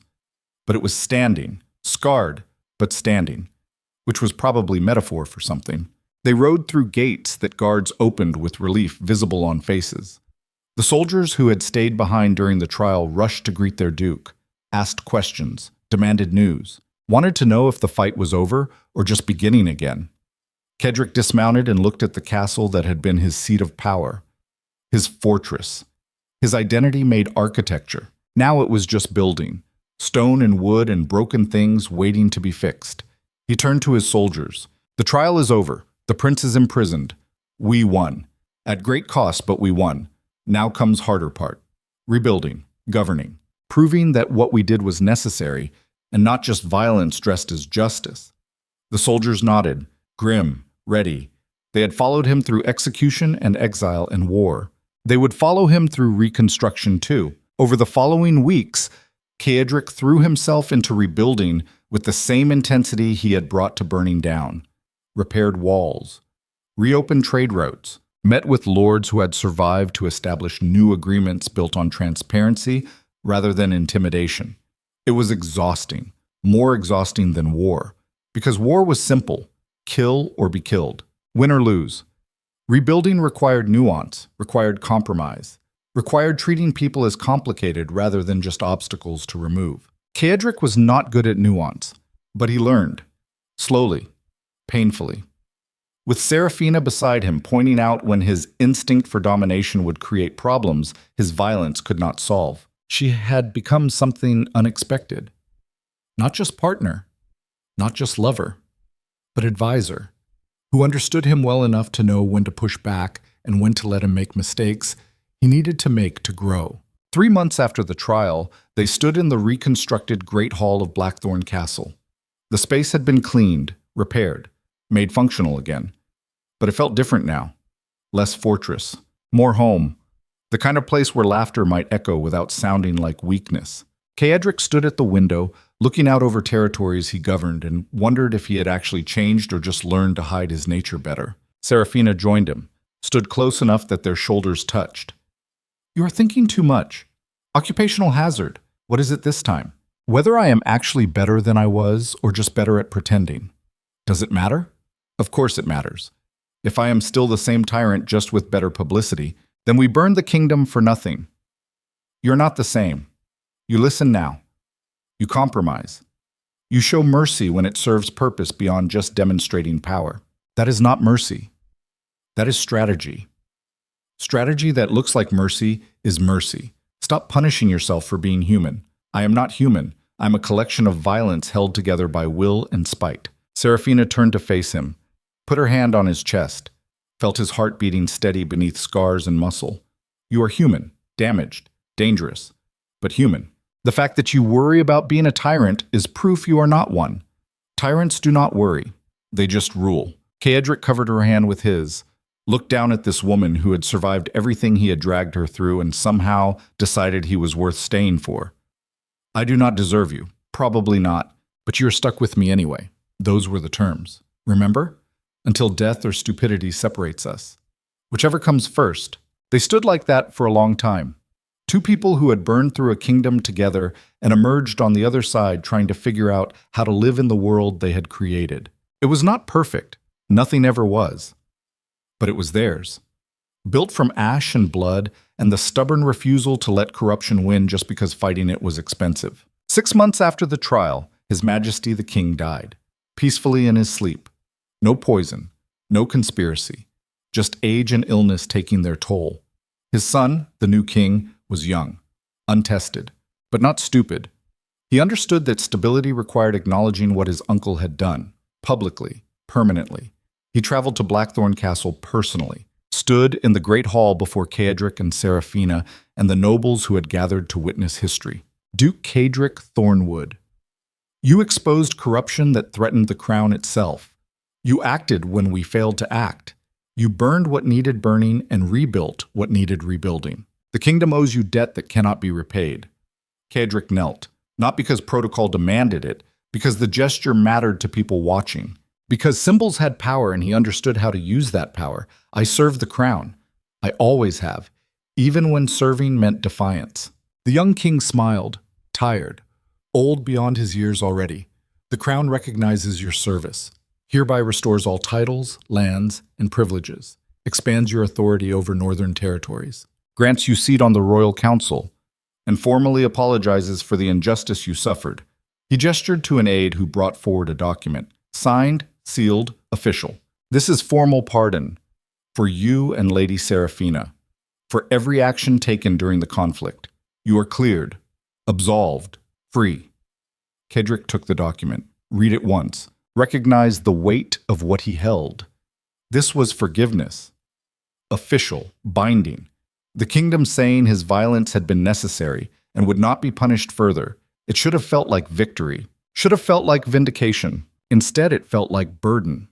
Because forgiveness from the crown did not erase the faces of people who had died, did not rebuild the estates he had burned, did not undo the choice to become exactly the monster everyone had feared to fight the monster everyone had ignored. He stood and looked at the young king. I accept your pardon. I accept restoration of titles. But understand this. I will govern as I see fit. I will execute justice as circumstances demand. I will not apologize for methods if results serve the kingdom. If that makes me dangerous, so be it. Dangerous is sometimes necessary. The king nodded. Not agreement, just acknowledgement. The kingdom is watching you, Duke Thornwood. Do not give us reason to regret this mercy. The kingdom has been watching me my entire life, has not liked what it saw but needed what I could do. Nothing has changed except now the hypocrisy is official. That was a dangerous thing to say. Borderline treason, the kind of statement that could restart conflict. But the young king just laughed, sharp, honest. You're right. We need you. We hate needing you, but we need you. So govern your territories. Sit on my council. Help rebuild. Just try not to burn anything else for at least a decade. I will try. No promises. Good enough. The formal ceremony concluded. The nobles dispersed. The king returned to the capital with his guards and his burdens and his understanding that ruling was harder than inheriting. Cadric and Seraphina stood in the empty great hall afterward, alone except for each other and the weight of everything that had happened. We did it, Seraphina said quietly. We actually did it. Exposed corruption, survived trial, rebuilt, won. Cadric looked at the pardon in his hands. Did we? Or did we just survive long enough for the kingdom to decide we were useful again? Does it matter? We are alive, free, together. Everything else is just details. Details like the dozen nobles I executed, the estates I burned, the families I destroyed, those are not small details. No, they are not. But they are past. You can carry them or you can learn from them. Choice is yours. Cadric set the pardon on the table, looked at Seraphina, really looked, saw the woman who had run from Ravenshade Manor and the warrior she had become, and the person trying to help him become something better than survival required. How do you do it? How do you look at what we did and not feel crushed by it? I do feel crushed every day, but I also feel alive. And alive means carrying weight, means learning from mistakes, means becoming someone who does not need to burn kingdoms to feel powerful. I do not know how to be that person. Then learn. You learned strategy. You learned governance. You learned how to kill efficiently. Learning mercy is just another skill. Practice it. Cadric almost smiled. Almost. You make it sound simple. It is not. It is the hardest thing you will ever do. But you are the Iron Duke. You survived everything. You can survive becoming better too. 1 year after the trial, Blackthorn Castle hosted a gathering. Not a war council, not a trial, just a dinner. Nobles from across the northern territories, merchants, craftsmen, the people who made the region function when nobles were not busy destroying it. Seraphina had organized it, had insisted that governance required knowing the governed, that ruling was service, not dominance, that Cadric needed to see the people he protected as people rather than assets to manage. He had resisted, obviously. The Iron Duke did not do social gatherings, but Seraphina had stopped asking and started demanding, and somewhere along the way, Cadric had learned that compromise was not surrender, just strategy that looked like partnership. The dinner was awkward. Nobles uncomfortable mixing with merchants. Merchants uncertain how to talk to a duke who had executed nobles for corruption. Everyone walking careful lines between respect and fear. But conversation happened. Stories were shared. Problems were discussed. Not solved necessarily, but acknowledged, which was first step toward solving. Cadric sat at the head of the table and listened. Actually listened. Let people talk without interrupting, without calculating how to use their words against them. Just absorbed information and tried to understand what governing actually meant when you stopped thinking of people as problems and started thinking of them as humans. It was exhausting, more exhausting than war. But Seraphina sat beside him, and when he started to retreat into cold calculation, she would touch his hand under the table. Small reminder that he was capable of more than intimidation. Near the end of the dinner, a merchant asked the question everyone had been thinking, but no one had dared voice. Your Grace, I do not mean disrespect, but I need to ask, are you the same Duke who burned Lord Hale's estate? Who executed Minister Ashton? Who led rebellion against the crown? The table went silent. everyone holding breath, waiting to see if the Iron Duke would respond with violence or honesty. Cadric set down his wine, looked at the merchant, middle-aged, scarred hands from years of labor, the kind of person kingdoms were built on and rulers forgot about. Yes, I am the same person. I killed 12 nobles, burned their estates, led what the crown called rebellion and I called justice. I do not apologize for that. They were corrupt. They were killing innocents. Someone needed to stop them. He paused. Let that settle. But I also recognize that my methods created casualties beyond the guilty, that burning estates displaced servants, that executing nobles disrupted trade, that my violence had costs paid by people who were not corrupt, just caught in aftermath. The merchant nodded slowly. And now? What are you now? Cadric considered the question. The really important question. The one that determined whether he had learned anything or just survived long enough for memory to fade. Now I am trying to be Duke, who protects without destroying, who governs without terrorizing, who uses fear as tool rather than foundation. I do not know if I will succeed, but I am trying. The merchant smiled. Slight, genuine. Trying is more than most nobles do. Good enough for me. The dinner concluded on that note. Not perfect, not resolved, but honest, which was better foundation than fear. After the guests left, Cadric and Seraphina walked through the castle gardens. Late autumn, cold, the kind of weather that reminded you winter was coming and preparation mattered. They walked in silence for a while. Comfortable silence, the kind that came from knowing someone well enough that words were optional. Finally, Seraphina spoke. I am proud of you. Cadric looked at her, surprised. For what? For tonight. For listening. For being honest about what you did and who you are. For trying to become better instead of just defending who you were. I am not sure I am better, just more careful about showing the worst parts. That is still progress. You did not threaten anyone, did not calculate how to manipulate them, just answered honestly. That is growth. Cadric stopped walking, turned to face her. I could not have done any of this without you. The trial, the rebuilding, tonight. None of it. I would have burned everything and called it victory. You showed me there were other options. I did not show you anything. I just refused to let you be only a weapon. Made you remember you were also human. Same thing. No. Being human was always your choice. I just made the choice feel possible. They stood in the garden while cold wind blew and stars burned overhead. Two people who had survived war and trial and reconstruction, who had become something neither expected, not just partners, not just survivors, but people who had looked at their worst selves and decided that was starting point rather than destination. Cadric pulled Seraphina close, not possessively, not claiming, just holding someone he had decided was worth more than power or pride or any of the other things he had spent his life collecting. I love you. I do not say it enough. I do not show it properly. But I do. In whatever broken way I am capable of loving. Seraphina smiled against his chest. I know you show it every day. By trying. By changing. By letting me see the parts of you that scare you. That is love. Messy and imperfect and real. Real is all I have left. Everything else burned. Then real is enough.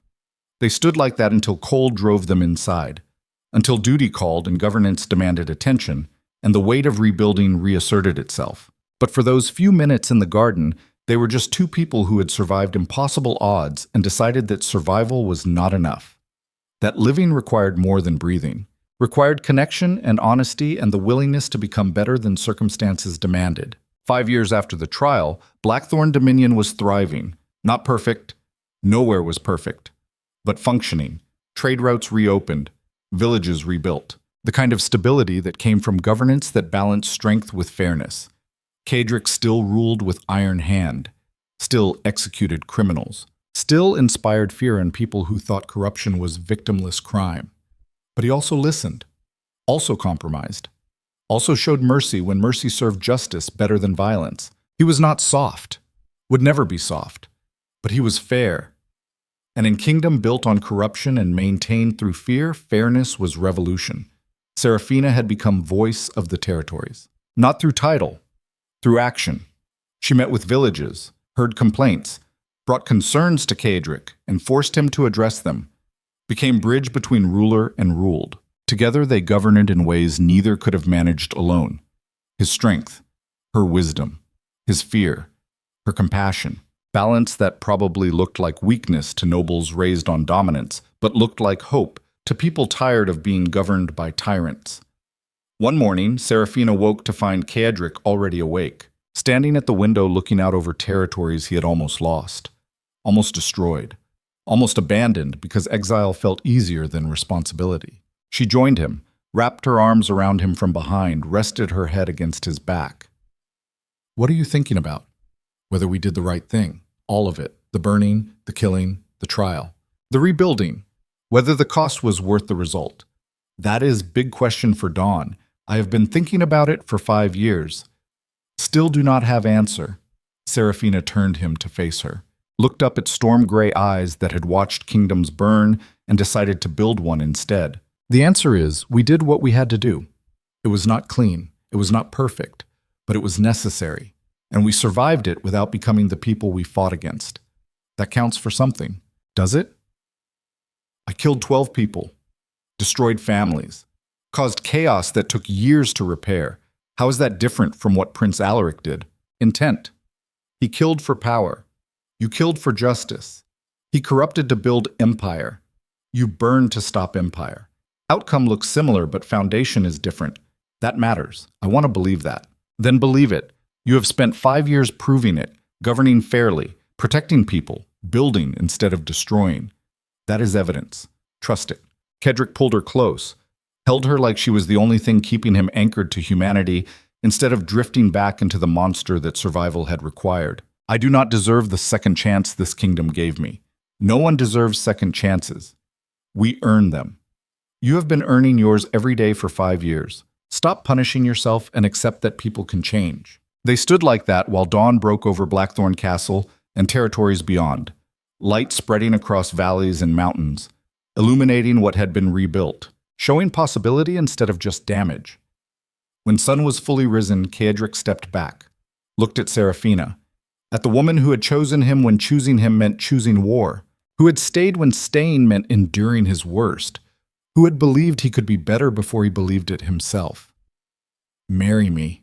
The words came out simple, direct, no ceremony, no grand gesture, just question that mattered more than any strategy or battle plan. Seraphina stared at him, surprised, which was rare. The Iron Duke did not surprise easily. "What? Marry me. Officially, publicly.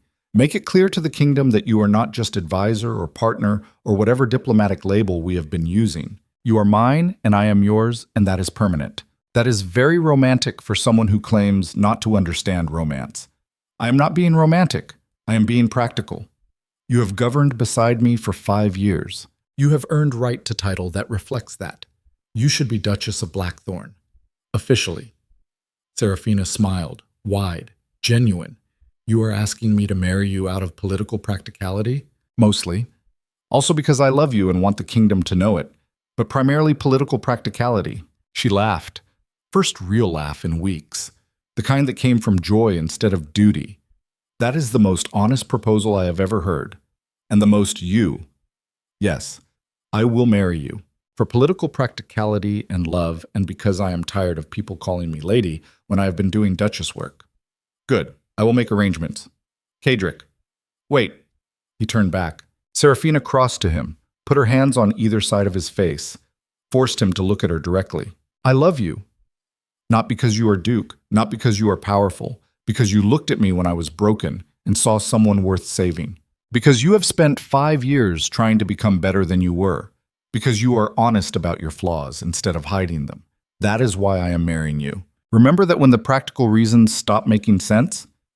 Carriage covered her hands with his, storm-gray eyes holding hers with intensity that made breathing difficult. "I will try. That is all I ask."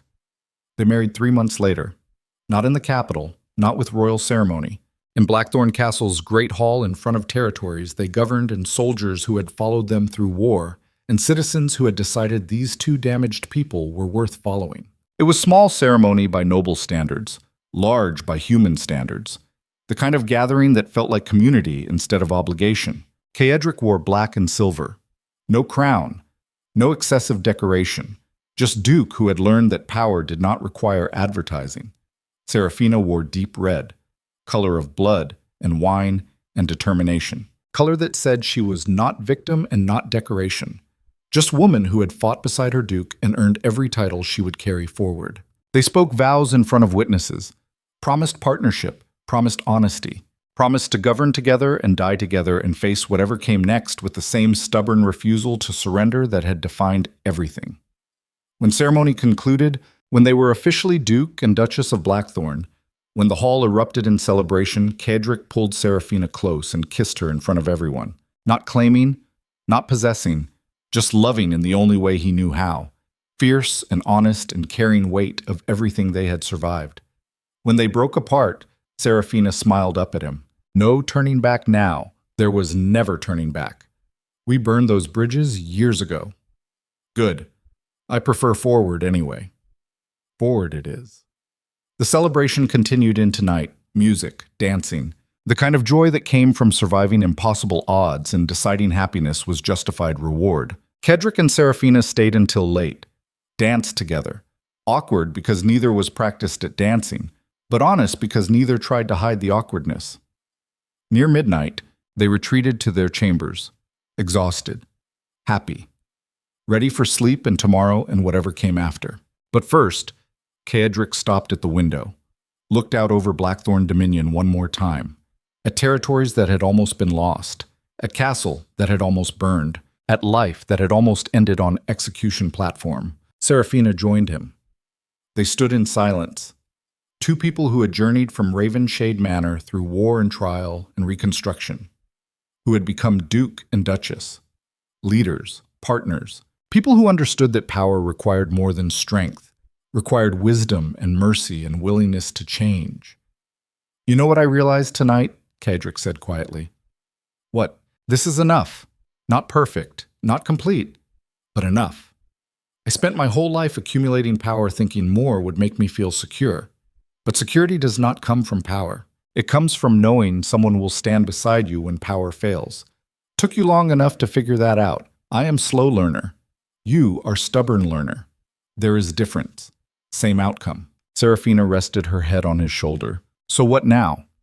We have rebuilt the territories. Married? Made peace with the kingdom. What is next challenge? Living. Just living. Governing. Growing. Learning to be better than we were yesterday. That is challenge enough. Sounds boring compared to war and trials. Boring is underrated. I am looking forward to boring. Liar. You will get restless in 6 months and find new problem to solve. Probably. But at least you will be there to stop me from solving it with fire. Someone has to. Otherwise, you will burn down the kingdom again, and that is bad for agriculture. They stood together while night deepened and stars burned and kingdom slept below. Two people who had earned their rest, who had survived everything, who had become exactly what circumstances demanded, and then worked to become something better. The Iron Duke and his Duchess. Rulers, warriors, partners. Humans trying to govern justly in a world that rewarded corruption. It was not perfect. Nothing ever was. But it was theirs. Built from ash. Maintained through balance, defined by the understanding that real power was not domination. Real power was standing beside someone after watching them at their worst and deciding they were worth staying for.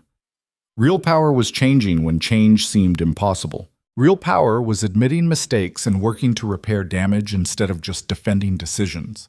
Real power was human, flawed, trying. And in Blackthorn Castle that night, real power held each other and slept peacefully for the first time in years, because they had finally learned what poets and philosophers had been saying forever. Love was not escape from war. Love was what you fought for when war was over, and kingdoms were not saved by tyrants or heroes. They were saved by broken people who decided being broken was not permanent condition, just starting point for everything that came after.